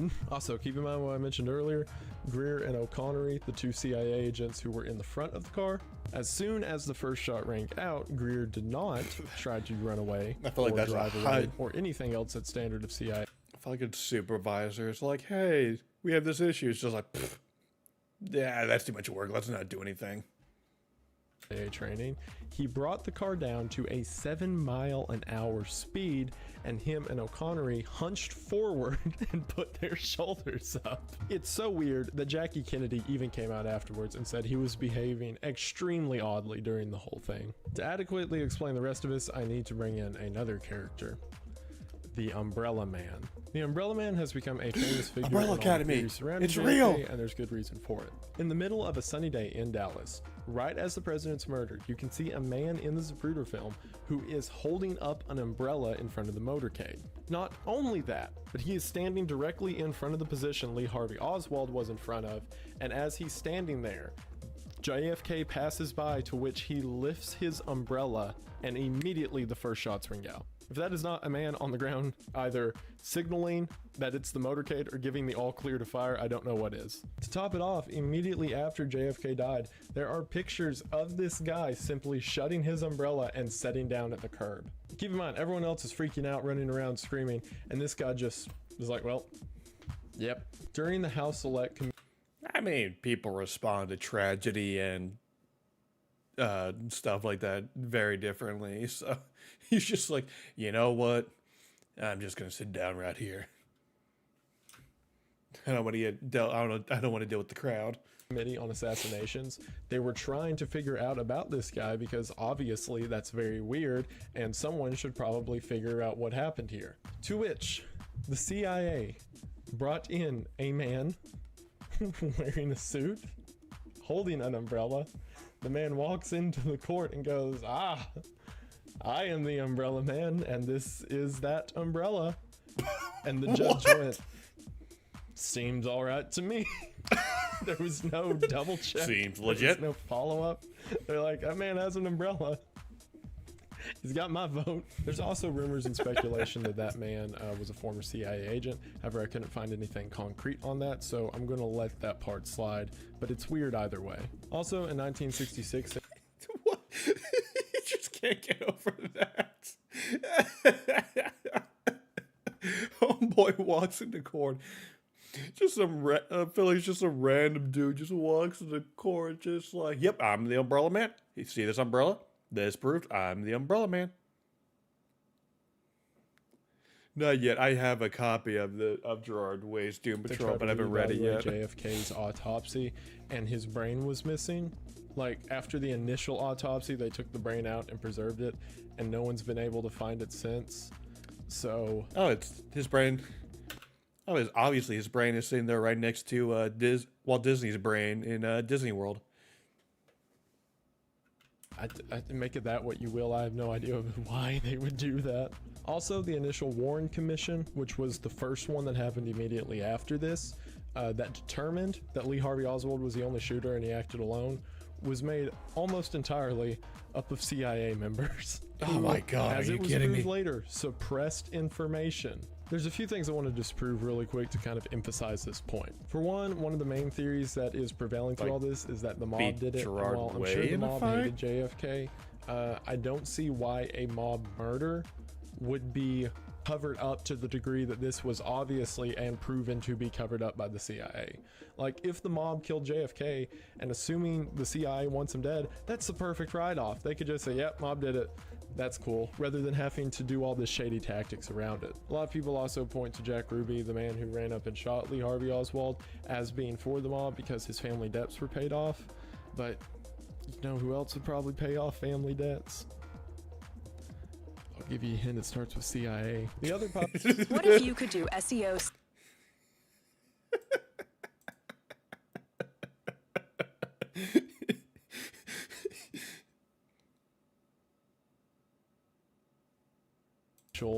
idea, because again, Lee Harvey Oswald was proven to have Russian ties, but one, if Russia did do it, they wouldn't get someone who had ties to Russia to do it, duh.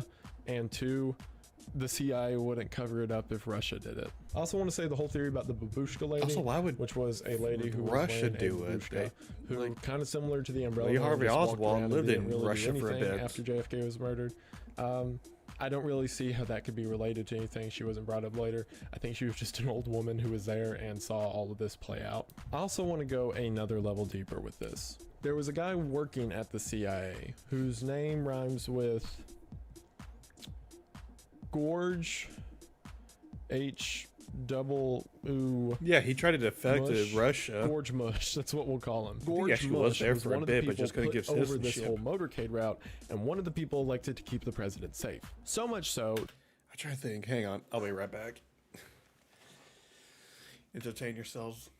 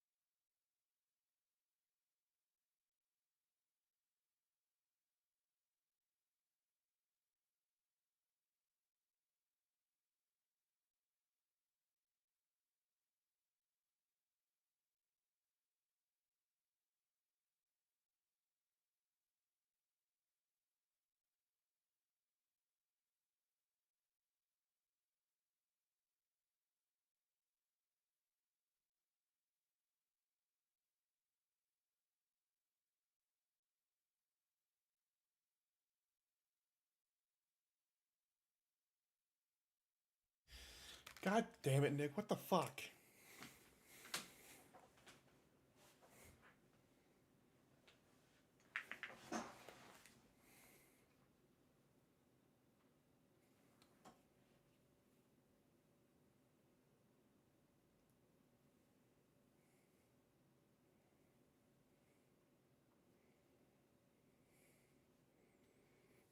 Good, Jasper. It's good you'd ever seen it. I did once when I was younger, and I've been traumatized ever since.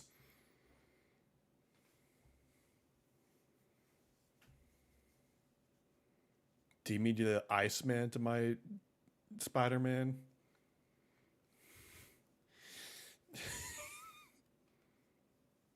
Oh, disgusting.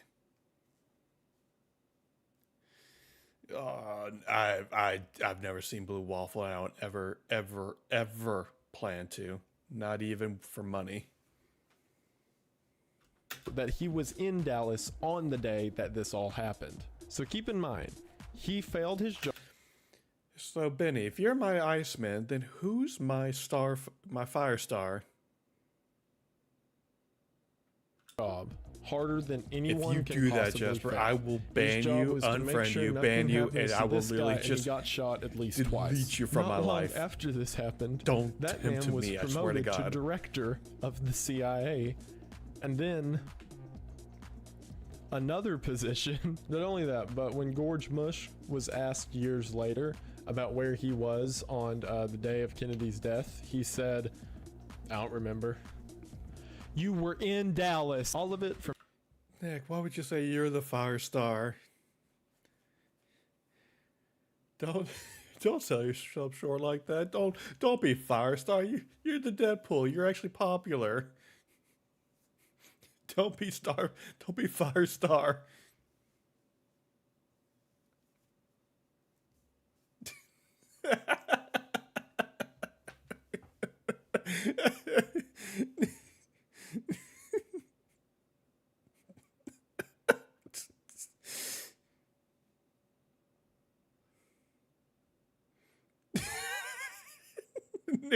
Nick is Jane Foster. Thor. Nick is the mighty Thor. Yes.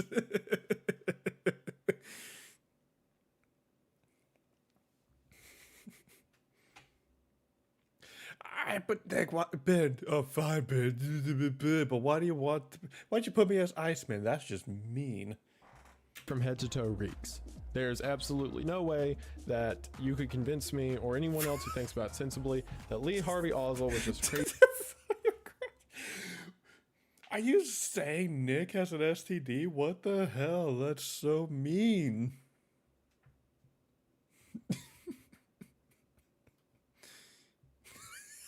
You leave my crotch out of this bed.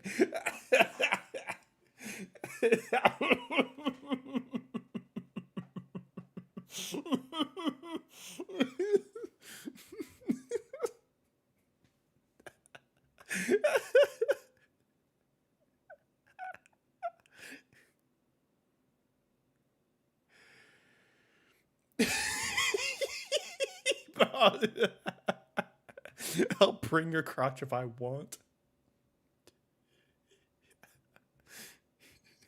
Did you mean I'll bring your crotch into this?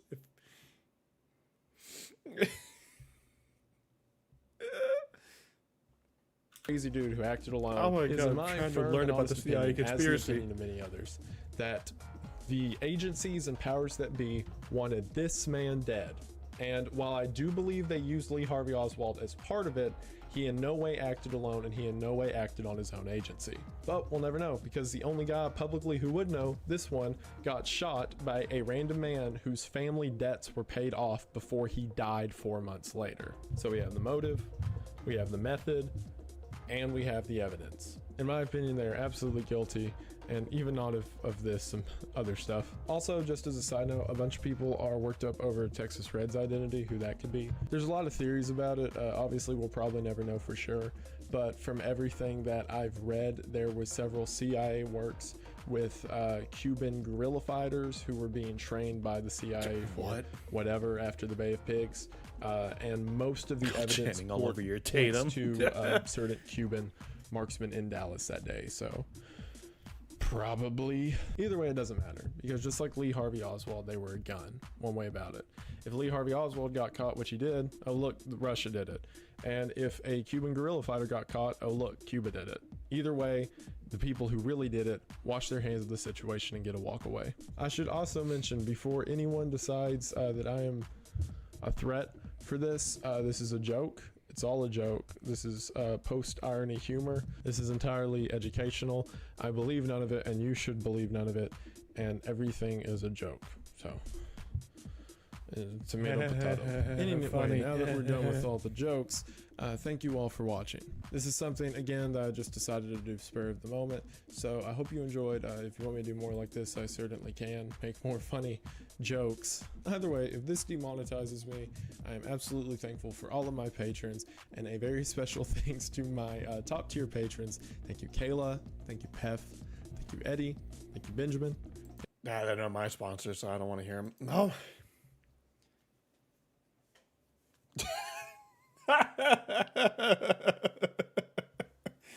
What is happening in my chat tonight? I swear.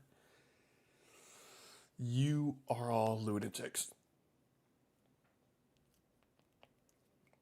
Oh my god, Jasper, have you just been watching this guy's videos non-stop? Good lord.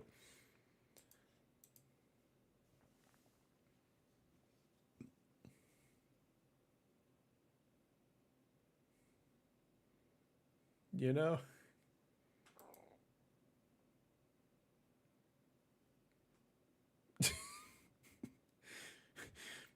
Benjamin, you should really stop when you just random people's Patreons.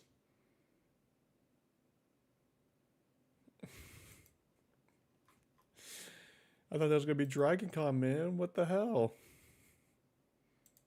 All right, let's find something. Let's find something different. Let's see.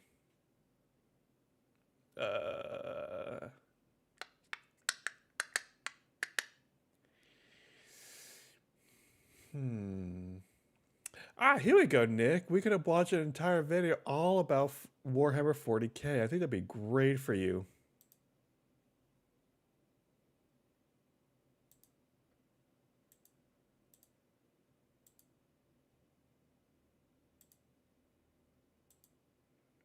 Or let's take a look here. No. Let's see. You know what?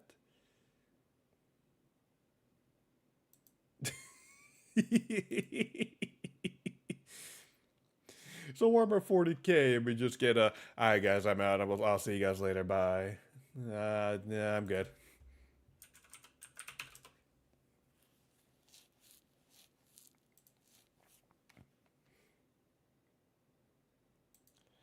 You know what? Let's try this. Let's try these guys. I think this will be a fun video to watch.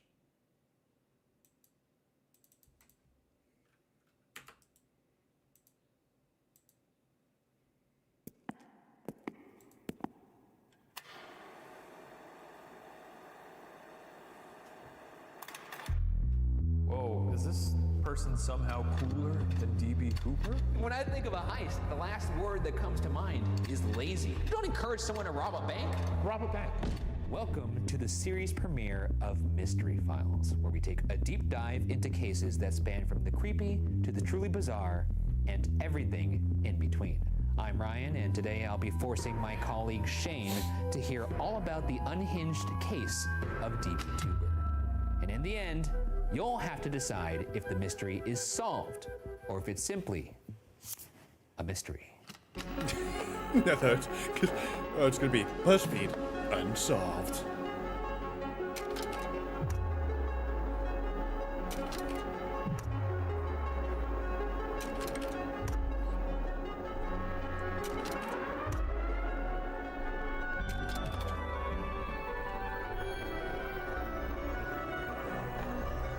Okay, that's a really good intro. I can do it for you. Do you know who ENVtuber is? What's a tuber? Is a tuber a potato? No, actually, but I'm gonna let you figure that out on your own. A tuber. Look, you're in the mystery zone. Yeah, I guess I already got some I'm not questions. gonna just give you layups. Yeah, write that down. Who's ENVtuber? What's You guys a get that? tuber? Make sure you take notes. Off to a good start. Shall we get into this? Tucked away in the Cascadia foothills, 30 miles northeast of Seattle, sits the town of Monroe, Washington. I'm sure he'll probably pop with up. a population of Tom DeLonge? I think he'll just pop out something like alien, like pop. What would he do?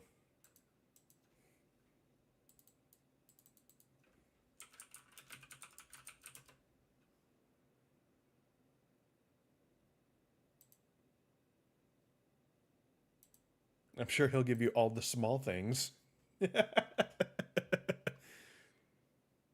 only 16,000. It's a place where people believe in helping their neighbors, but also minding their own damn business. However, good advice. On the morning of September 30th, very good thing for them. Mind your damn business. Would change. At 11 a.m., landscapers began to gather at a local strip mall. Each were dressed exactly the same. work boots, a blue hat, a long-sleeved blue shirt, a fluorescent safety vest, and a protective particle mask. In other words, you couldn't see who they were. Is this a flash mob? No. To demonstrate how well this would actually conceal the identity of the wearer, we're actually going to have somebody come in right now. And I can guess their identity. Mystery man, can you please enter? That's Carter. That's your cousin Carter. Well, you wouldn't know that's Carter if you didn't know Carter personally. Toe to tip, that's Carter. But if you didn't know Carter and you didn't know Carter was going to be in this vicinity, you would not have guessed that's Carter. I guess if I saw him on the street, I might not say that. All right, Nick. Have a good night. Maybe I'll come and know you at chemo tomorrow.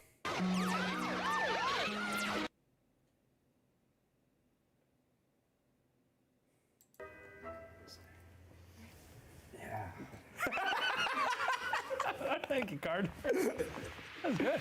One Can't be an landscaper was absolute already hard bother at at work your using a chemo pump session. sprayer on the grass. At 11:05, a Brinks truck arrived on schedule to the Bank of America at the strip mall. Security guard Gerardo Willie Valdez stepped out of his truck to gather 2 bags of cash and a hand truck with 4 boxes of coins. After shutting the doors to the truck, Valdez began wheeling his delivery towards the bank. Suddenly, the lone working landscaper dropped their pump sprayer and began sprinting towards him. When the landscaper reached Valdez, they produced a can. Give me a time and a place. It wasn't a can of whoop ass, but I'll tell you what it was a can of. Before Valdez had time to react, his face was sprayed with mace that would make light work out of a 1,000-pound bear. This guy took a bear mace to the face. And that's not Carter, Bear mace to right? the face. That's not. As far as I know, that's not Carter. Also of note, this was in 2008. Carter would be 8 years old. And I recall Carter not having that kind of stature at that age. Us Bergaras, we grow late in life. With Valdez incapacitated, the landscaper scooped up the canvas bags of cash and fled across the street towards Eagle Park. The entire crime took about 30 seconds. Across the street, local realtor Mitch Ruth was on the phone with a client as he watched it transpire. When he saw the robber charge the Brinks truck security guard, Ruth told his client, quote, "There's a bank robbery. Gotta go." End quote. There's bank robbery. Gotta go. If you saw a bank robbery, would you try and stop it? No. Yeah, neither would I. Use that excuse to be late for work. Like, sorry. Hey, supervisor. Like, yeah, I'm not gonna be able to make it on time. Yeah, there's a bank robbery happening right in front of me. I can't make it on time. I think people should rob from banks. What if you saw like someone robbing like an old lady or something? That I don't agree with. Would you try and stop it? It's No. Well, I mean, yes. Shane. Old lady, yes.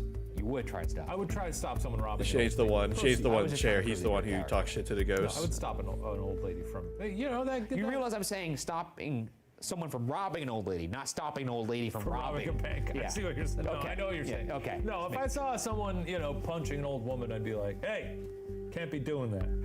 And then you'd walk away.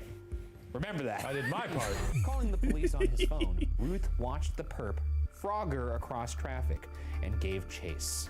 While in retreat, the robber stripped off their hat, long brown wig, white particle mask, and shorts. Once Whoa. the robber reached Eagle Park, Mitch lost them.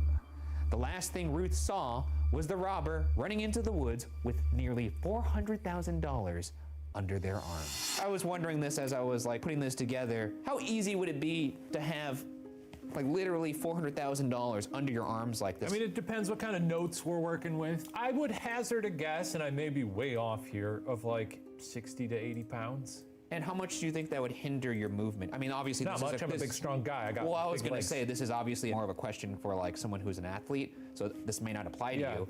But I'm thinking that if I'm running like this, when I want to run dynamic, I need my arms to move like this to help the feet move. Yeah, and I bound more like the BFG, so it's because I don't even know that it's necessarily a lot of arm strength in that situation. Because you could even, that, and then you're using your shoulders, and then it's just more about the legs. But then you're very top heavy. Yeah, but I'm used to that, aren't I? But you're adding more heviness to the top. I predict. I know what you're trying to argue here is that you would succeed at this and I wouldn't, but I think you're mistaken. I think you would start crying. I don't know about that. Just yesterday, I was sitting on the ground and you were like, well, I can't believe you can sit like that. My legs hurt when I do that. Okay, being flexible has nothing to do about how fast you And what happened? You said, well, I ran this morning. I said, yeah, I did too. Within minutes, the police arrived to the chaos at the Bank of America. They were greeted by one of the landscapers shouting, "We just got scammed!" The police learned that each landscaper had replied to the same Craigslist ad listed from the Clean Monroe Beautification Project, a relatively lucrative 9-day landscaping job paying $28.50 an hour. The ad told all applicants to gather at this specific lot on a small patch of blacktop between Jack in the Box and the Bank of America. The ad specified all workers must purchase safety glasses or equivalent definitely should have eye been protection, animated. ventilator mask, yellow safety vest, long sleeves and no shorts, along with proper foot protection. Pretty good gig, honestly. Well, that's the point. For 2008? You got to remember, this is in the time of the Great Recession.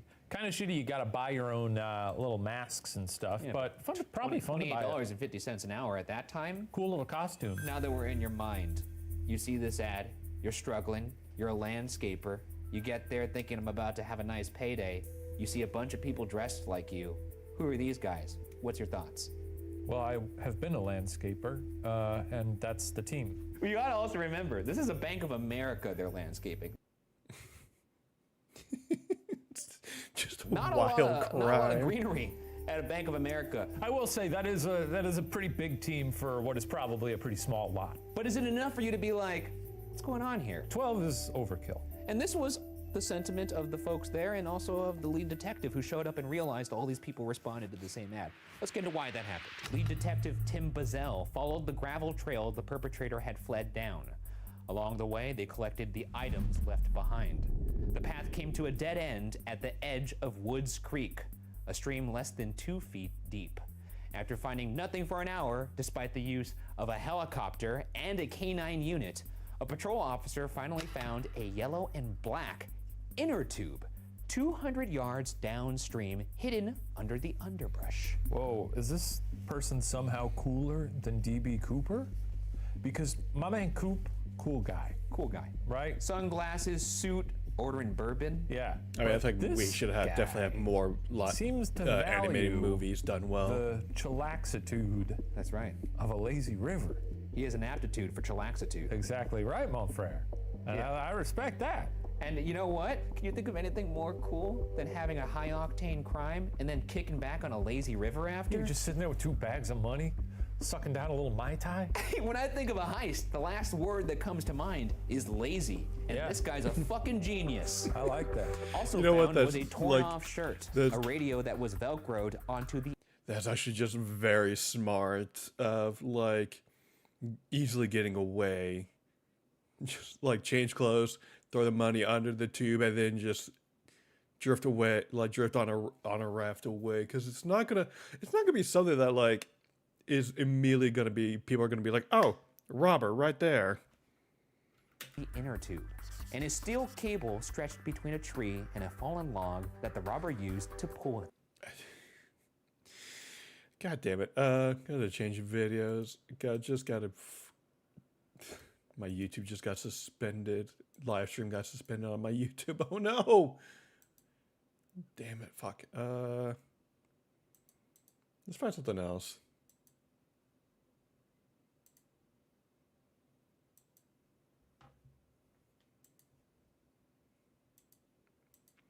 Unless I should go back to gaming. So I don't like actually keep it from getting suspended again.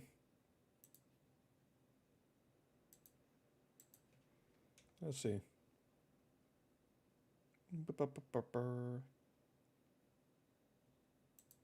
Block that and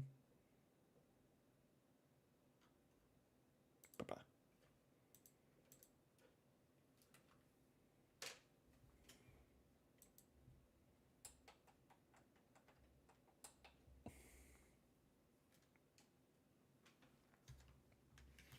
YouTube's yelling at me for doing something.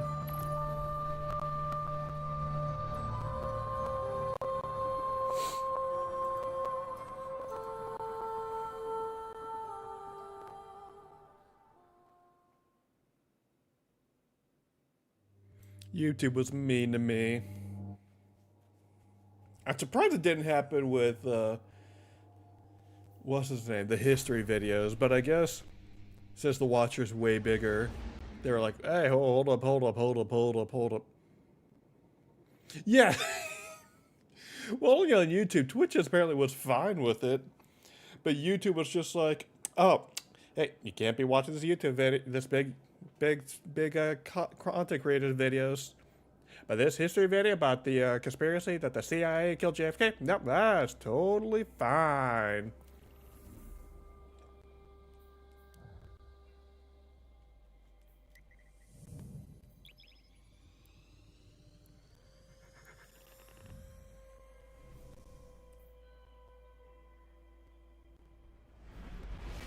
Yeah, I don't get it either. An old acquaintance among the hidden tells me that a Seraph complex recently powered on for the first time since the collapse.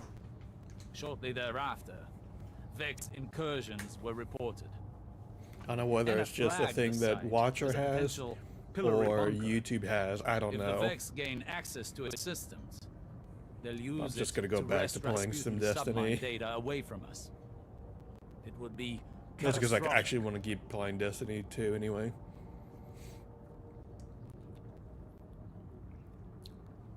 Maybe that hour-long video would have gotten us Jasper. He would have been like, whoa, you guys can't be streaming my video on YouTube. Hang on a second.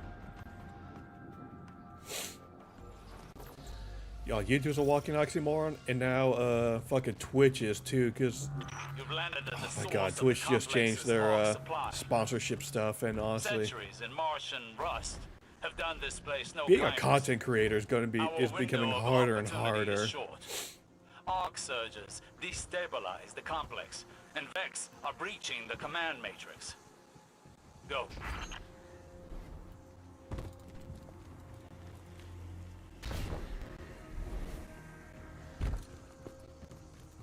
Jesus, Ben. Oh my god.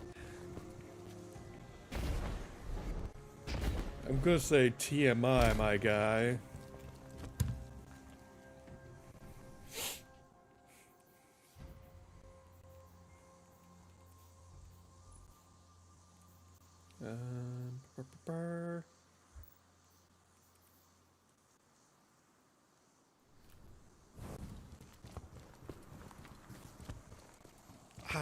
Honestly, I'd need to keep content creation, but my god.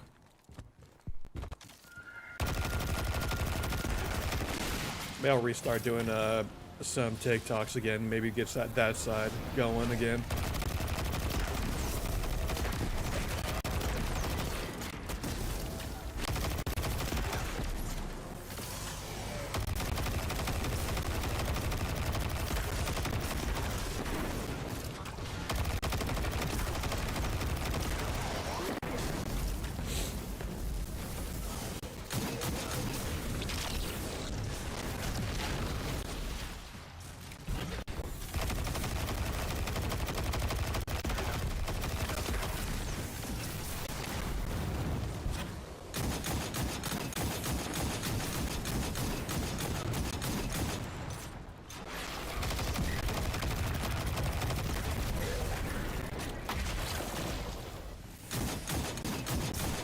Of course Charlie made a video about it.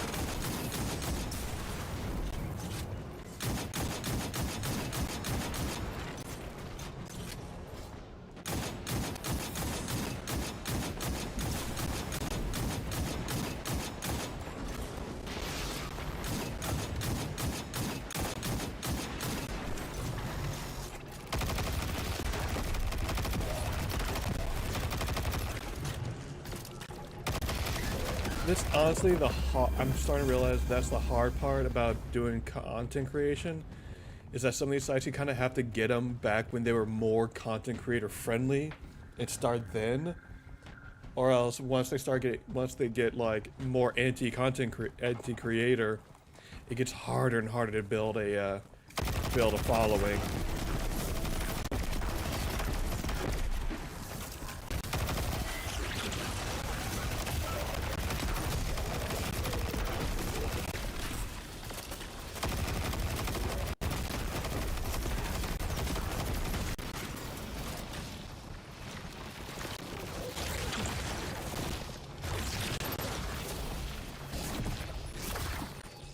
Master Chief, he's right here. See? Big, tall. He's not green, but you know, Chief.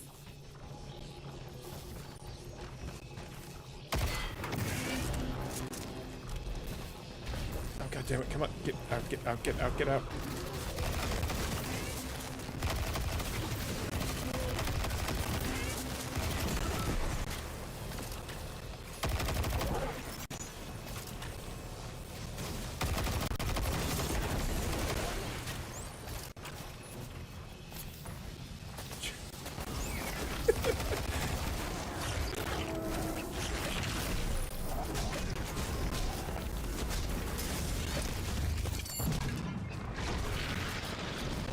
I haven't yet. I've been meaning to.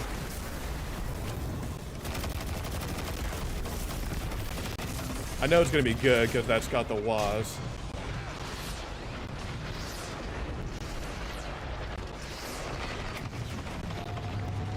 Whoop, whoop, whoop, whoop. Go, go, go, go, go, go, go, go.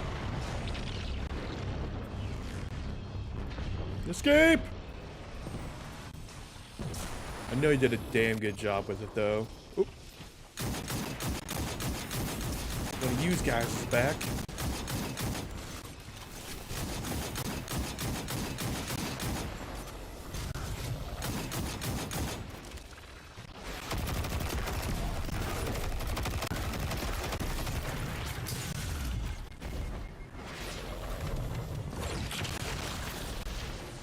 Whoop, whoop, whoop.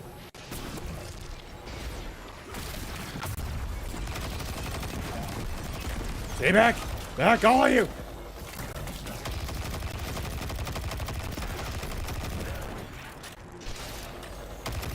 Yeah. And done.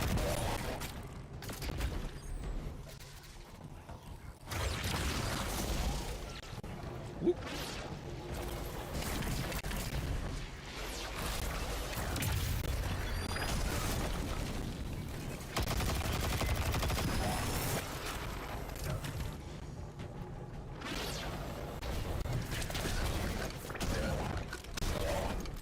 Oh, no, you don't. Ah!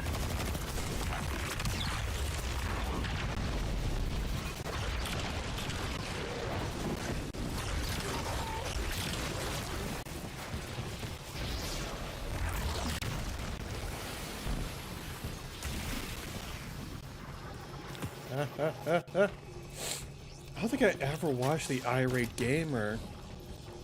Which, with that kind of name, he definitely sounds like he tried to do Angry Video Game Nerd, but failed.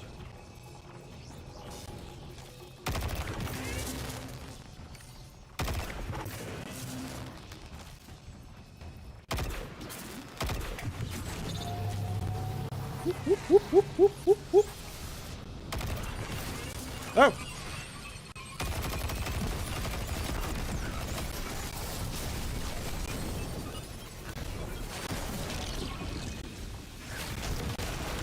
Go, go, go, go, move, move, move, move, move!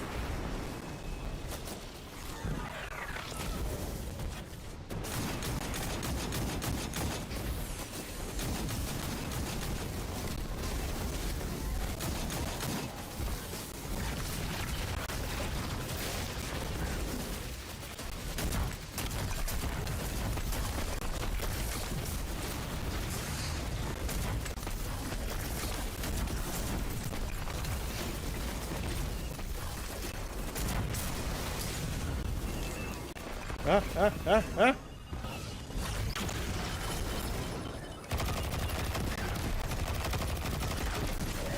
Now see, if you're gonna copy something, you kinda at least gotta...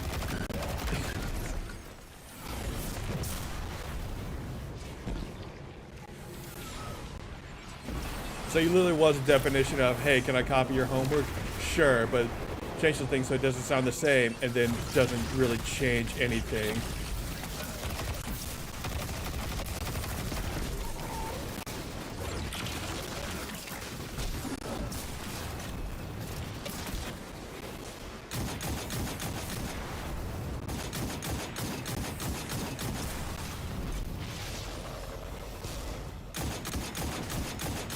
That's because James did the smarter thing. And he actually made his own platform and other places to put his content. I don't think he really relied on YouTube until much later.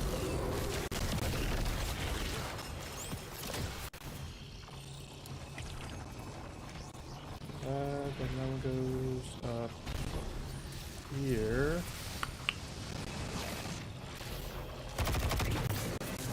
And then here.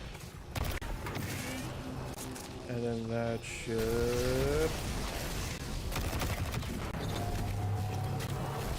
And then next is up here.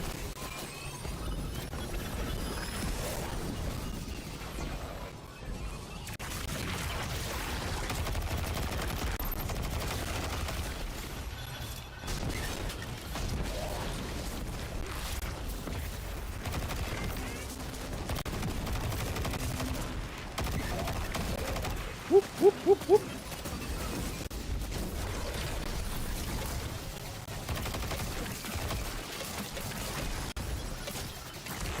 Ah.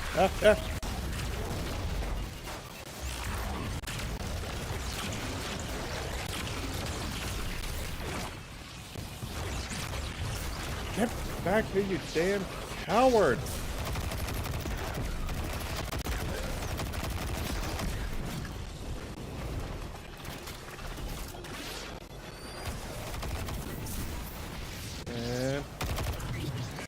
And nope. Still one missing.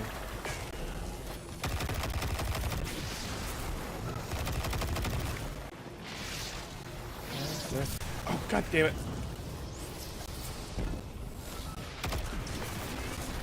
Come on. Come on. Come on. Yes! It is unusual to see so divisive Vex outside the Black Garden. They're a fanatical sect of programming devoted to the darkness. Or rather, the It's really weird to think of a time back. Yeah, it's really weird to think of a time back when, like, reviewers actually got banned for their, like, just for reviewing a game because some Hollywood person or game developer didn't like what they said. Or the fact that, like, copyright stuff was a lot stricter way back when. This wasn't just a pillory site. It was a Like, I remember, I think, Linkara, got also banned at one point. Efforts. The sole divisive have been scouring research logs. Or at the very least, like, a lot of their stuff would get, like, strikes on it. They said, yeah, you know, fuck this. I'm not gonna keep doing this if I'm gonna get banned. Like, I'm gonna go, like, do game trailers. I'm gonna go, make my own website where people can find me. But now with stuff with, like, now that, like, copyright, like, YouTube has got a little less strict on copyright stuff. Mostly. As long as you're, like, one of the big content creators, the copyright stuff is a little less strict.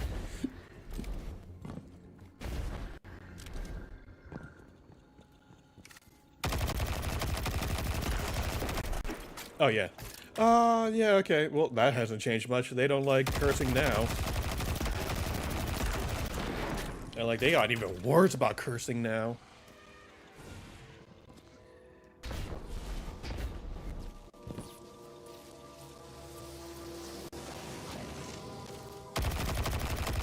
Like, now it's like you can't curse, like, within the first 10, like, the first minute of your video. Can't talk about guns or shooting in the first, like, minute of your video.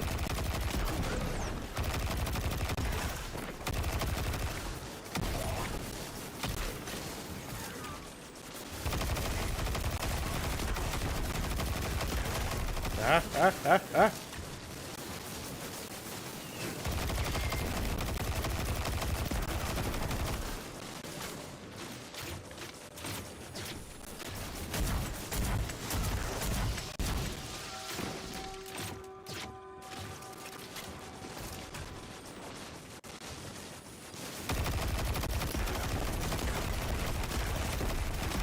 Because it's not because it's a word.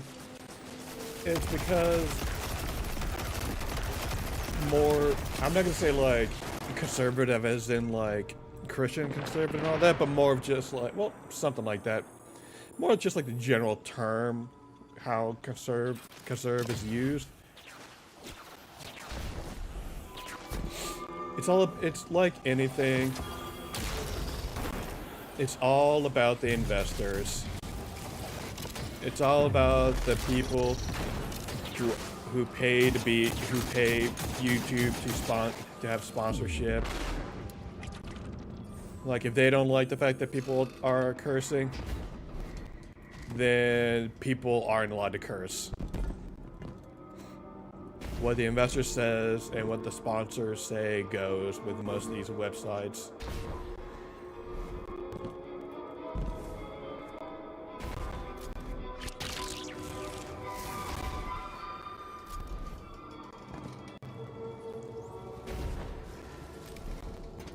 That's why people like Rashid are very much like, hey, you gotta have your own website. You gotta carve out your spot on the internet, or else you're gonna get screwed over.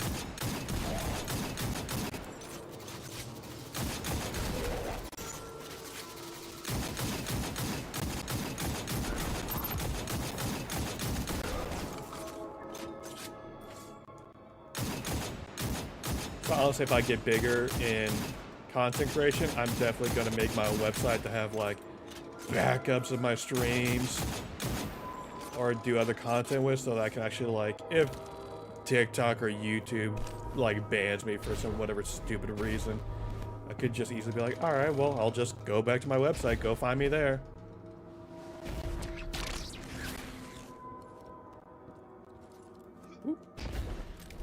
Whoop. Oh, no! Oh, fuck. Oh god. Okay.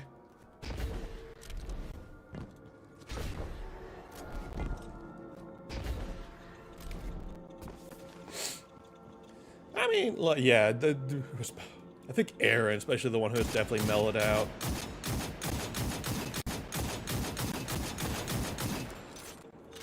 Especially when you compare Aaron early on to how he is now. Because they're way more chiller, yeah.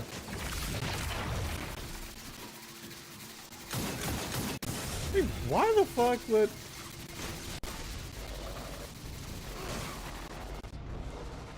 Why would they take it down? Stop.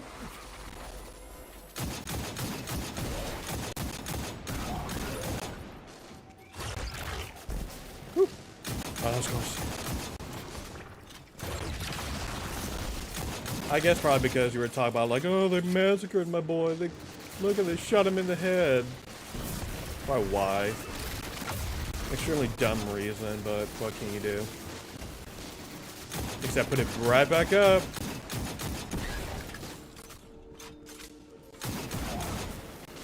Do it, Ben.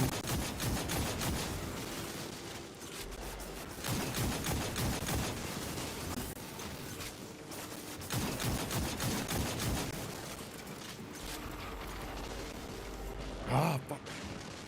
God, they're gonna be in Pelham. Death Clock and Baby Mel gonna be in Nashville. Fucking. Who else is gonna be coming to Tennessee? I swear to God.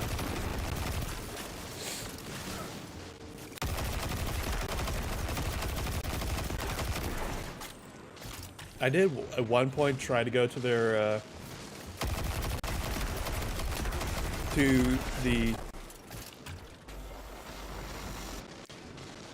well, definitely like in the description be like fake body or like something like that.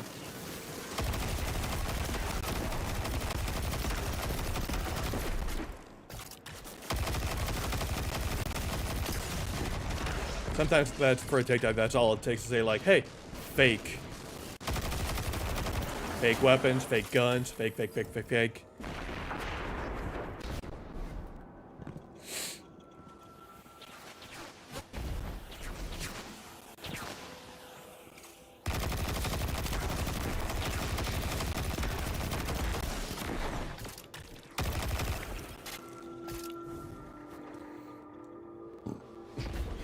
Fake weapons, fake violence, fake bodies, fake content creator.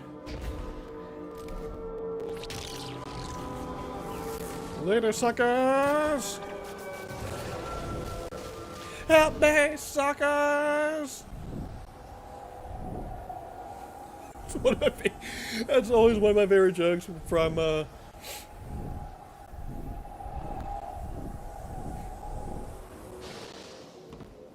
Oh, the TikTok bots don't care. When they hear violence, they just immediately... Unless they actually get like an actual person checking that shit, they're just gonna be like, alright bot, if you hear something about violence, take it down.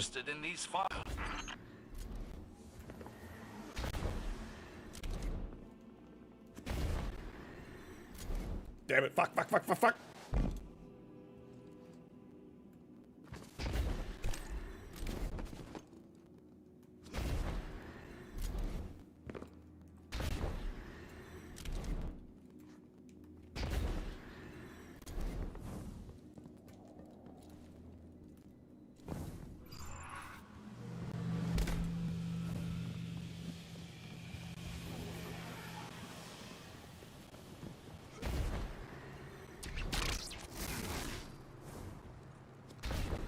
Alright, using strain is actually very useful for this dungeon with all this open areas and ledges and platforming. Oh my god.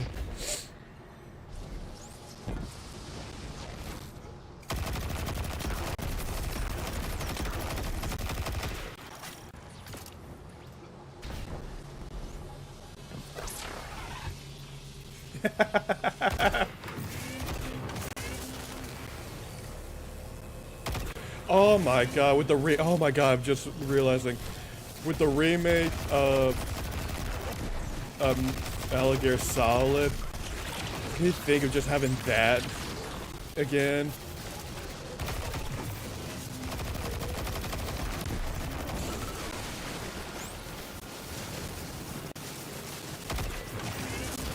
Think they'll remake that song for that scene, or will they just keep the old song and just kind of restore and update it?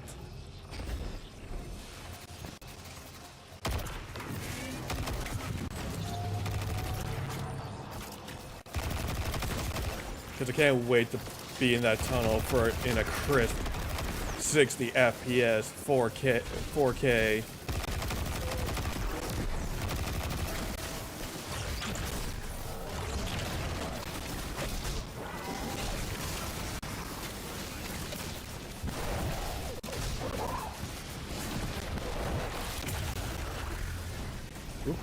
Oop.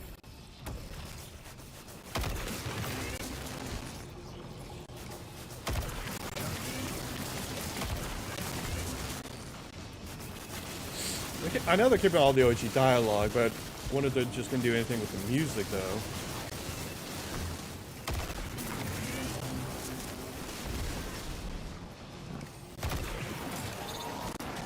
Because I really want to know what kind of changes they're making.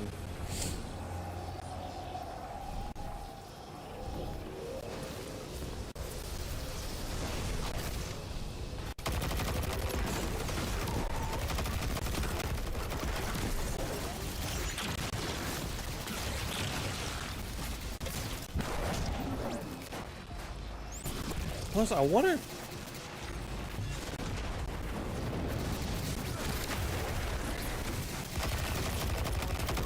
Oh yeah, absolutely, it's to save a buck. Like, why get new dialogue as long as they can restore it, or it sounds relatively the same? Like, why change?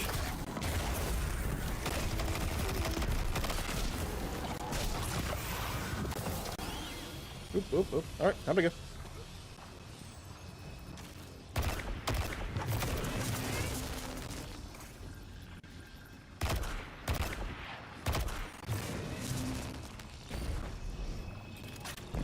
Though I know it's probably the most like well loved of the game series,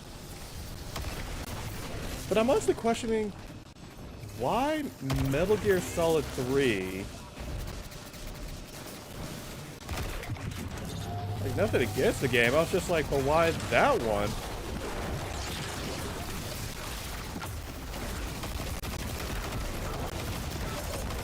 when you have... Oh, you know what? Never mind, I answered my own damn question.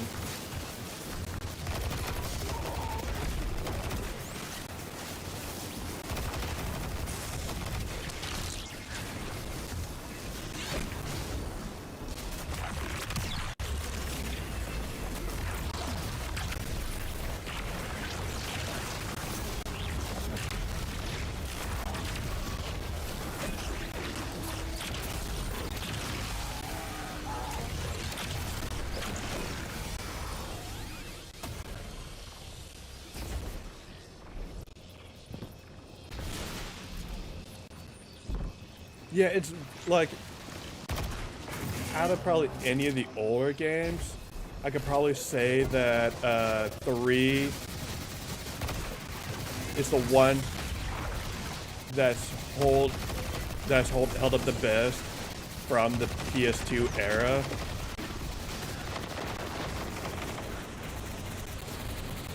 Fuck off! Oh, and Shadow Colossus, yeah, that one still looks really good.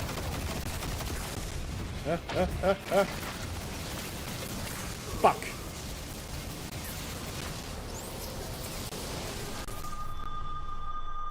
To answer my own question, I think just because they still have all the audio from Metal Gear Solid 3, that's probably the only reason it's getting the remake. I don't know if they could still reuse the same audio unless they can find a way to reformat it to be like better, or at the very least, if anything, they use the Twin Snake audio for a remake of Metal Gear Solid 1.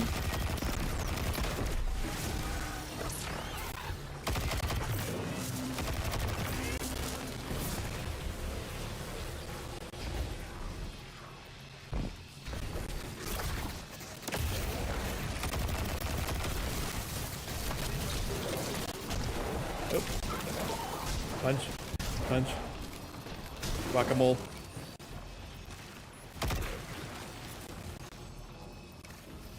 Oh.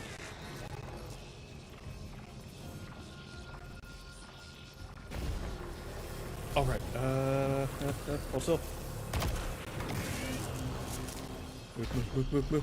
Move. I mean, I really hope that is a reason why they're doing that.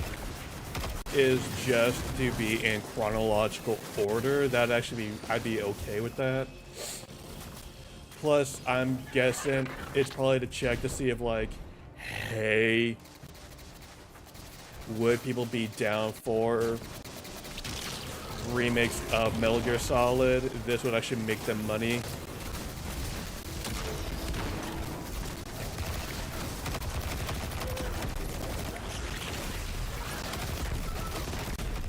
Like, oh, Metal Gear Solid 3 remake sold a lot. Let's remake the other games.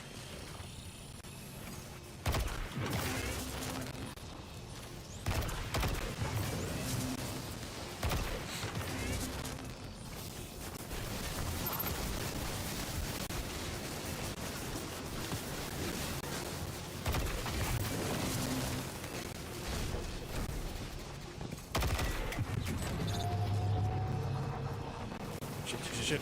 Right. Come on.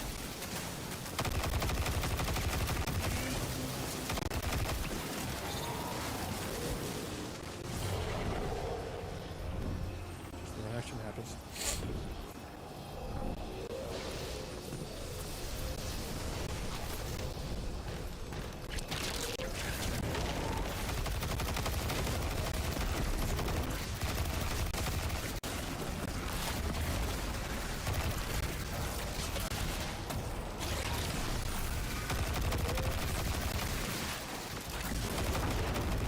Whoop.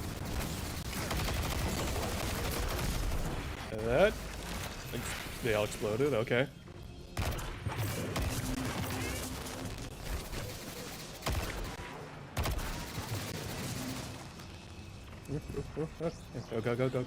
Go.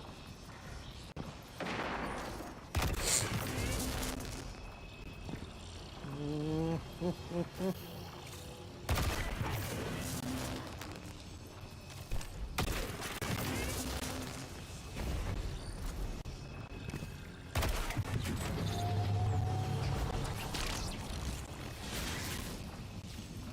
go, go, go, go, go, go, go, go, go, go. I'm sure they. I'm probably guessing they probably saw how well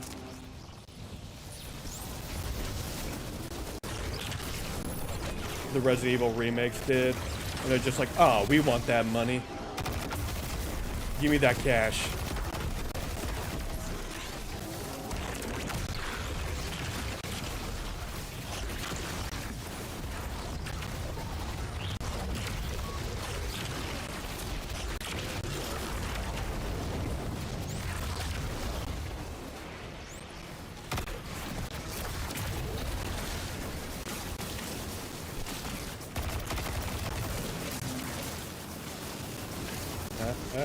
Move, move, move, move.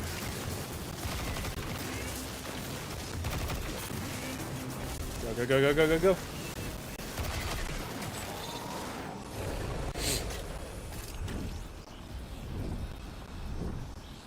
Then we got the guy appearing here.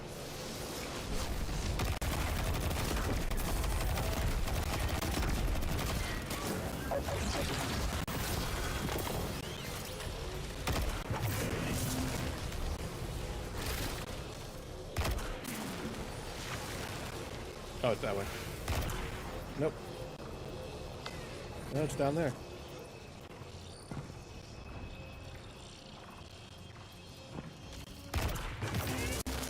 Alright, up there.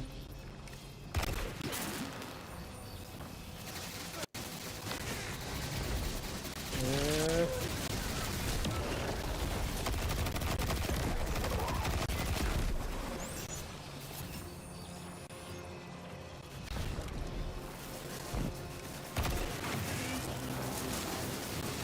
Oh, come the fuck on!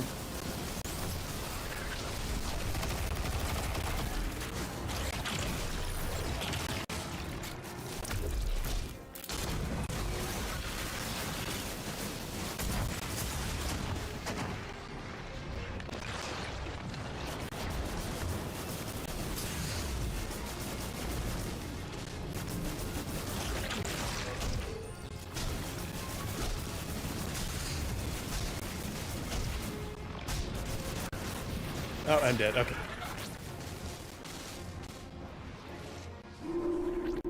Yeah, that's the problem. All these games are locked to the PS3. It's so goddamn annoying.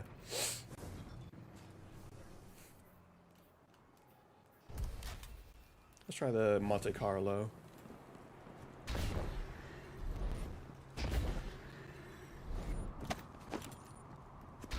Hope I can restore my melee stuff with it, and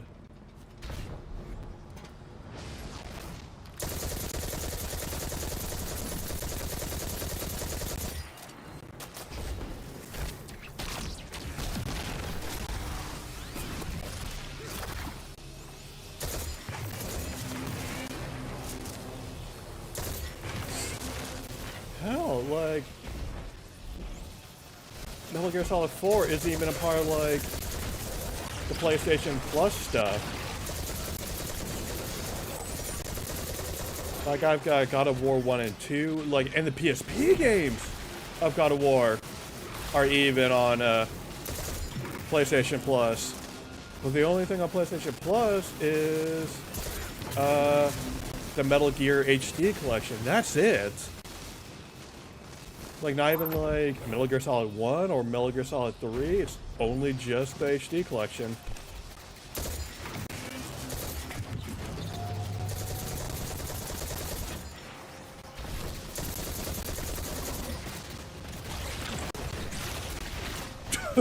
Oh no!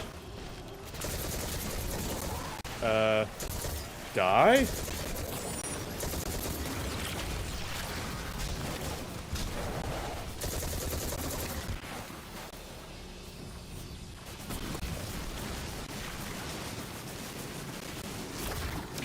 Okay, that did nothing.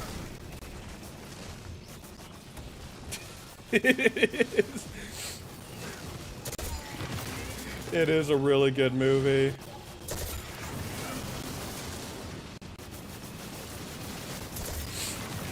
I feel like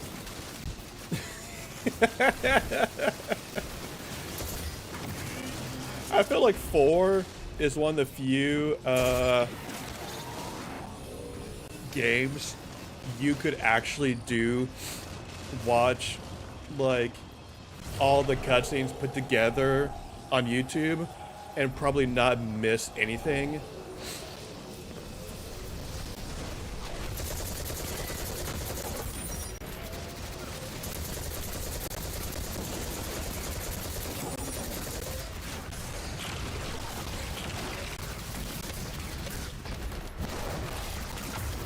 Like he absolutely.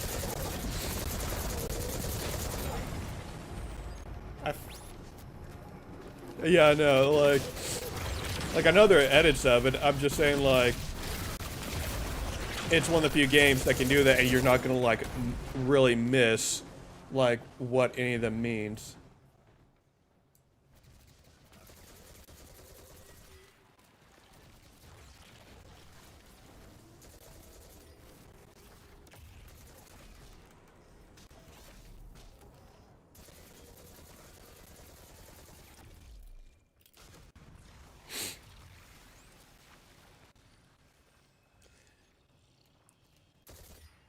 Like a lot of games, especially big like action adventure games, if you do like those all cutscene edits, most of the time you're gonna miss like a lot of dialogue because it's all gonna be in the game part of it. But not my Metal Gear Solid 4. No.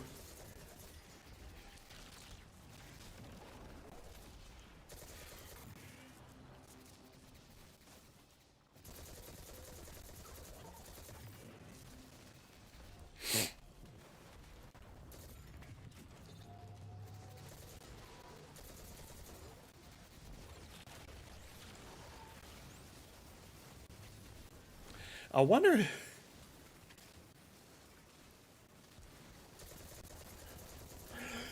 I wonder, is Metal Gear Solid 4 even? Shit. Fuck it, goddamn. Okay, I wonder if Metal Gear Solid 4 is even streamer friendly, because I feel like they're gonna go like, "Hey, we're gonna copyright your stream because you're watching a movie." And it's like, no, I'm not watching a movie. All I'm doing is just playing air quotes playing Metal Gear Solid 4. Like, that's the problem.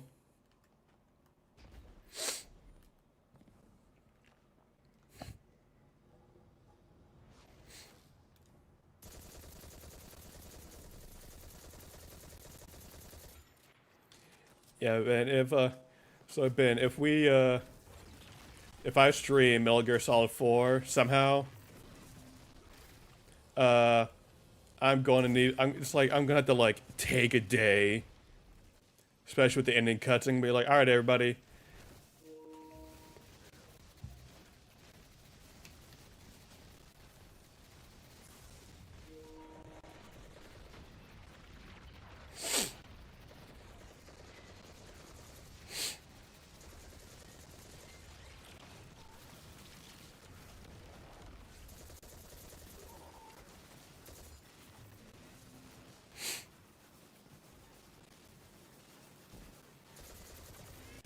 Maybe that's how I grow my maybe that's how I grow my audience, Ben. Is I become the Metal Gear Solid guy on Twitch. Like, I'm the Metal Gear Solid streamer.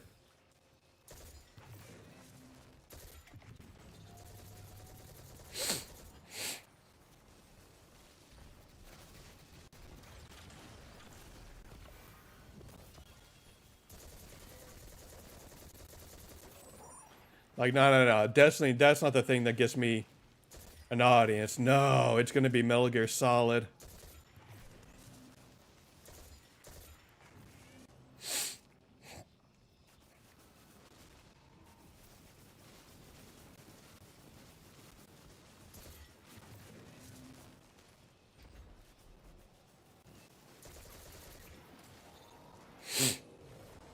I mean, if I'm gonna do Metal Gear Solid,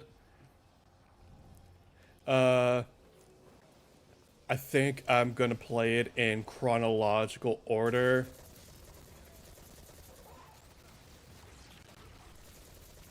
So that Metal Gear Solid 4 is the final one, so that we can actually get the full Solid Snake story.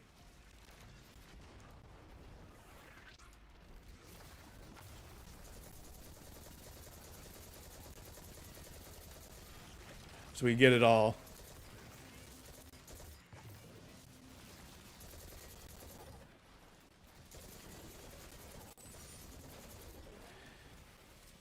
Solid Snake really is just the definition of the action movie trope of, I was out, but then they pulled me back in. Because literally, the guy was just like in the middle of nowhere, has a little cabin, had a dog, and was left alone. But no, they needed him to solve some problem that they caused themselves.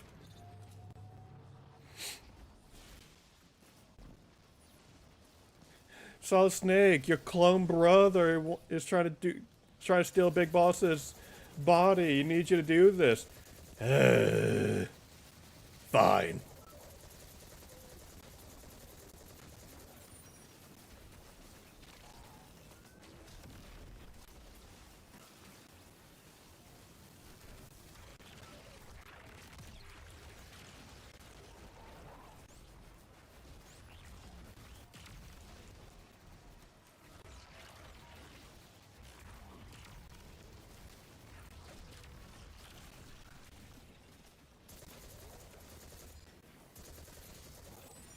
That's Peace 3, Peace Walker 5, Metal Gear 1 and 2, Solid 1. Oof.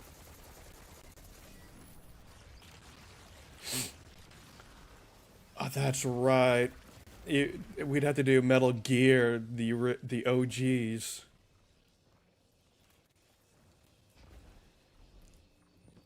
Wait, were those? Yeah, they were. Those were before the Metal Gear Solid 1 and 2. Oh shit.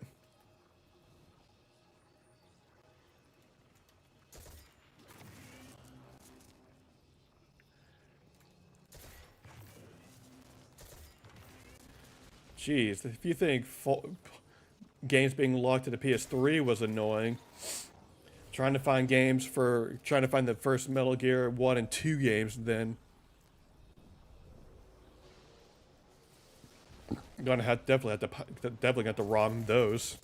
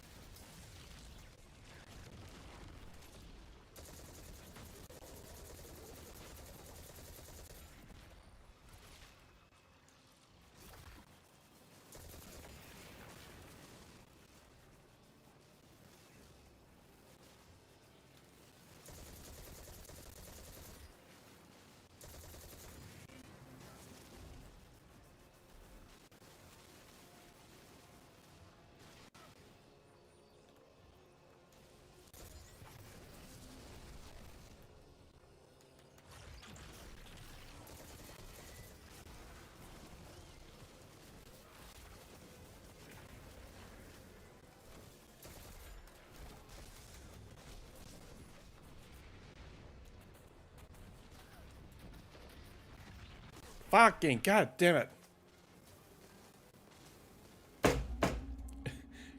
Solid didn't know, nor did anyone that Liquid was his brother till Liquid gave his whole bitch ass speech about how he got all the resets of genes and Solid got all the dominant ones. Oh my god.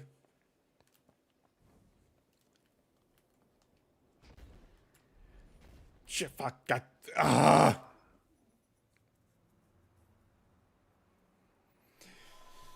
Hang on, I'll be right back. Gotta go pee.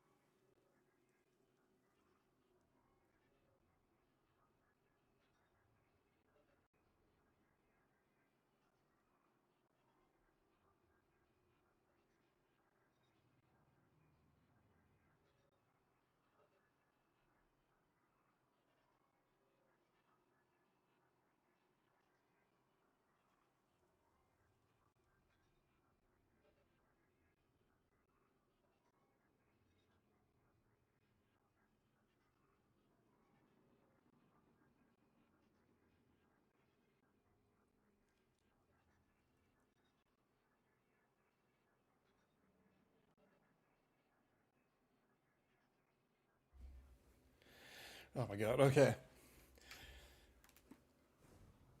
The fact that I never play Metal Gear, I mostly just know from osmosis with you and watching timeline videos.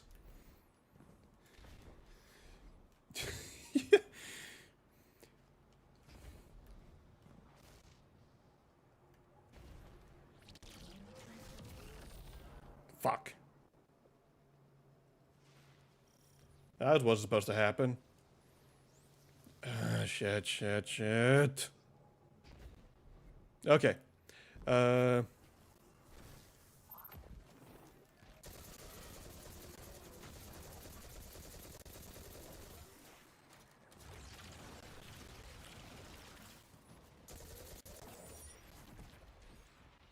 Come on, I need a big guy spawned in right here.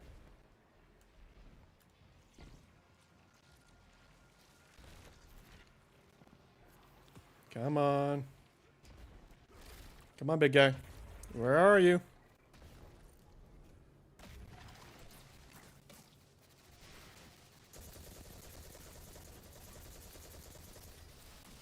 Up there you are.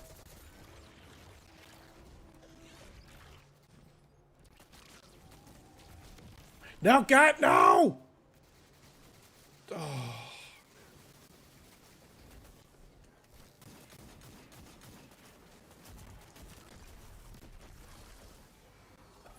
That's just embarrassing. The fact that I did it twice.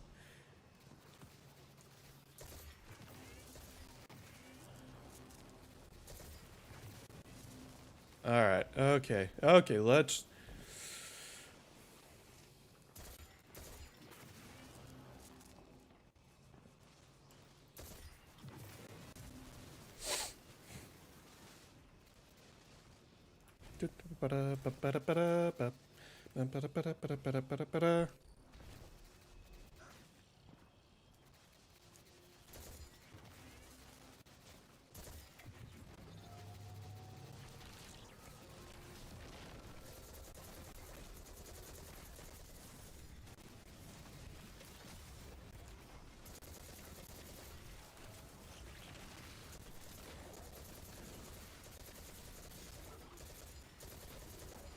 Oop. I'm sure they're pretty fine with the game, but I'm pretty sure you could also get the Metal Gear 1 and 2 ROMs relatively easy, I'd say. I missed.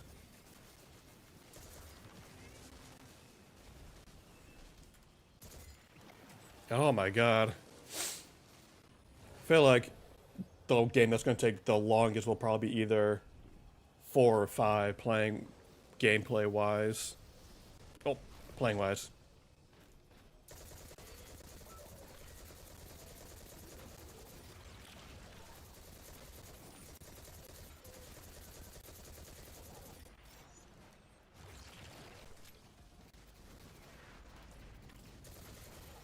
But Ben, how will I know what happens to Venom Snake?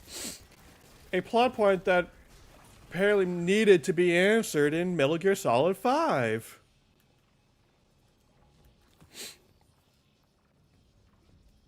I didn't know what happened to this random imposter from that game.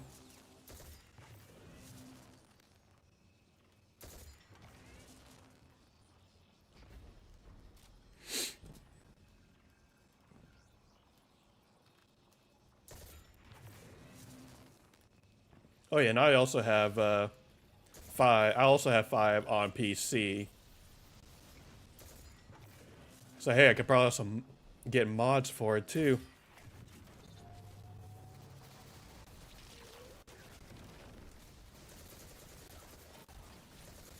Yeah.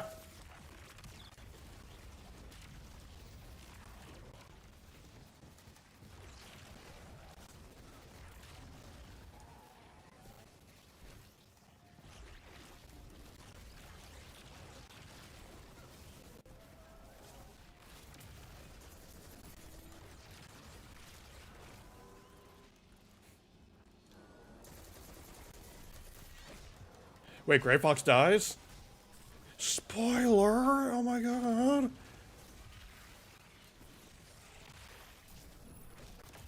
I don't really, I don't really care. Hold still.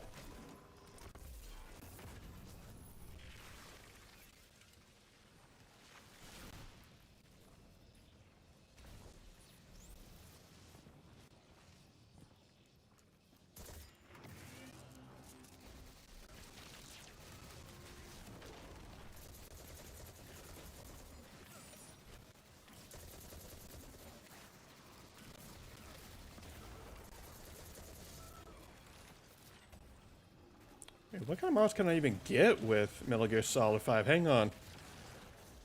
Maybe get to a spot I can, like, breathe. Ah! You're the last thing I want to see.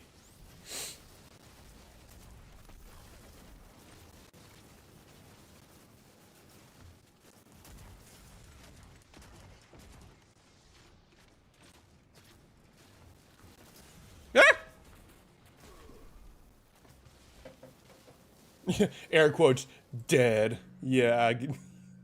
Yeah.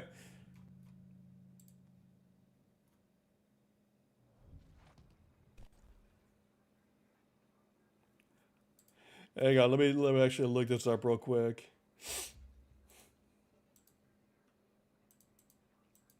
Let me see. Nexus mods.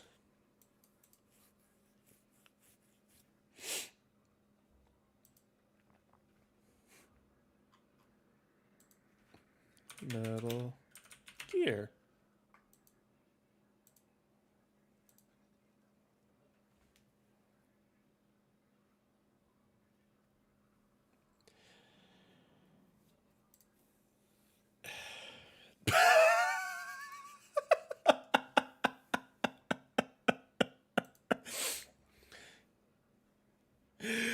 I literally pulled up, okay, nexusmod.com. I literally pulled up the Metal Gear Solid 5 Phantom Pain page for the mods. Literally the first hot mods I see is Arrow Poster.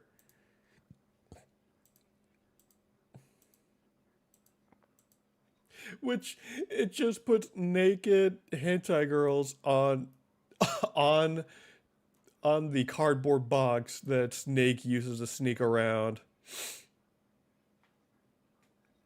That's hilarious. Oh my god. Okay, what else? Okay, hold on.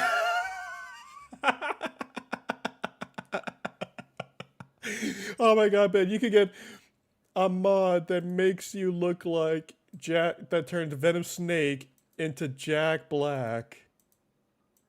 Hang on. I'm gonna send you this. I'm gonna put this in the Discord so you can see this.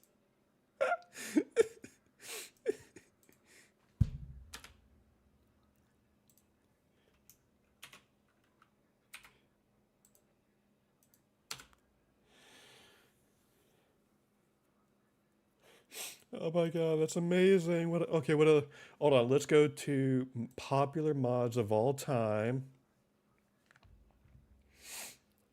Let's see.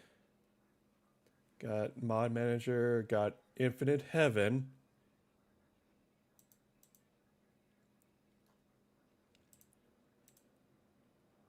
Infinite Heaven. Extend gameplay through several hundred configurable options ranging from assistance mode to all omissions. Take a look at skull attacks and free row, free camp, skip heli rise because we should. Okay.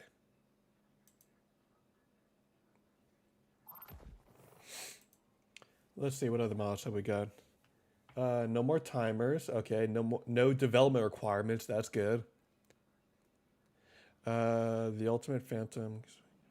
Something like new game plus, skip heli rise, time scale, hardcore enemies. Okay. Quiet player pack. The man who sold. What?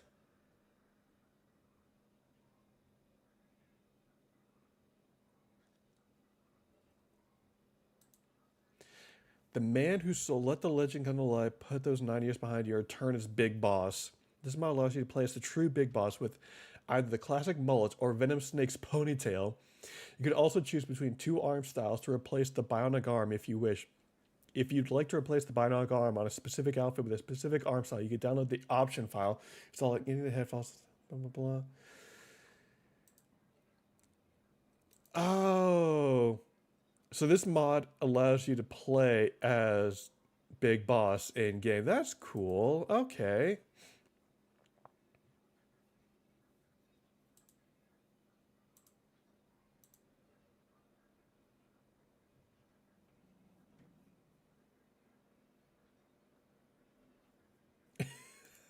Of course. Of course. You can't go into Nexus mod and get a big game mod without finding a nude mod. Because of course there's a nude mod for Quiet.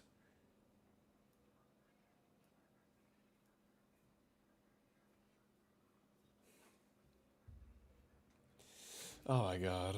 Okay, back to the game.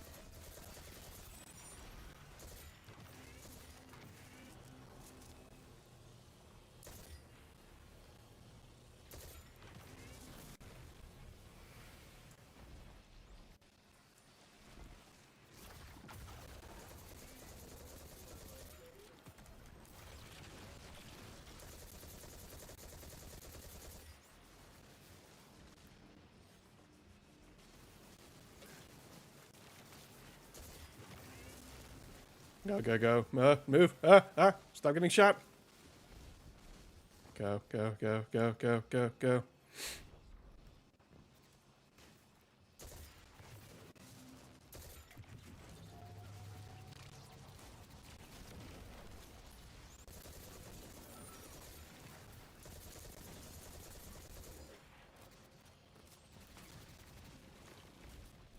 That's mine. Thank you. Kobe.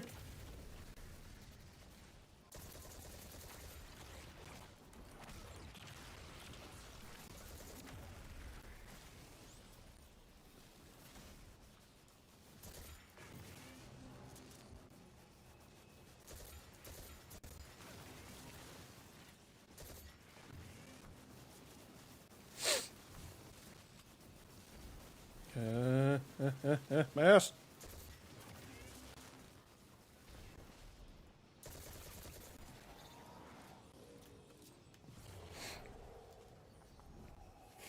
Woo.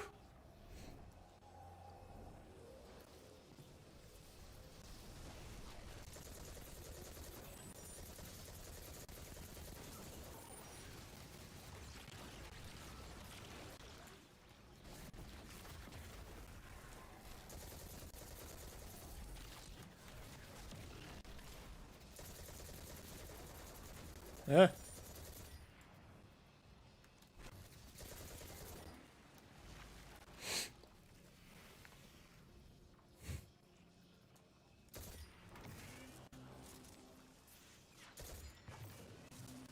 And 2. And 3. 4. 5. And 6.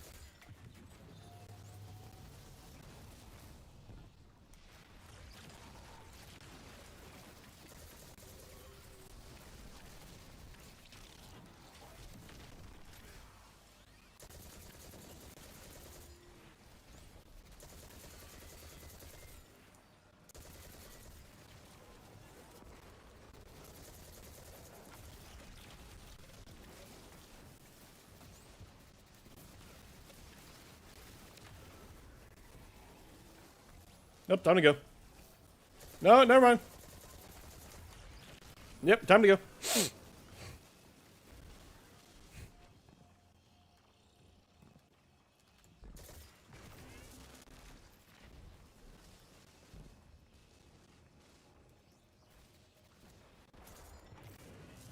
Go. Don't shoot me, don't shoot me, don't shoot me, don't shoot me, don't shoot me. Last one.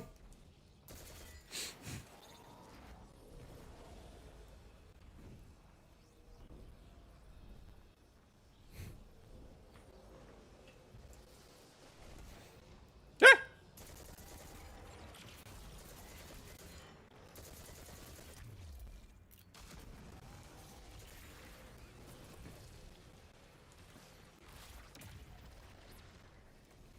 One. 2. 3.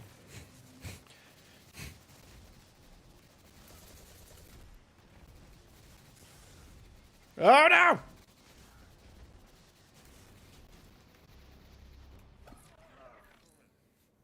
Okay. Alright, I've been going for almost 3.5 hours. I'm gonna go that a night.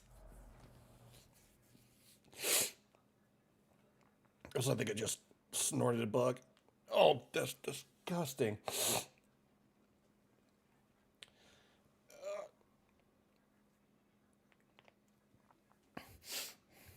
All right, I'll see you guys tomorrow for another stream. Probably gonna stream some Spider-Man. Maybe. But until then, I hope you all have a good night, good day, and good evening. And I'll see you all next time on this thing that we're doing.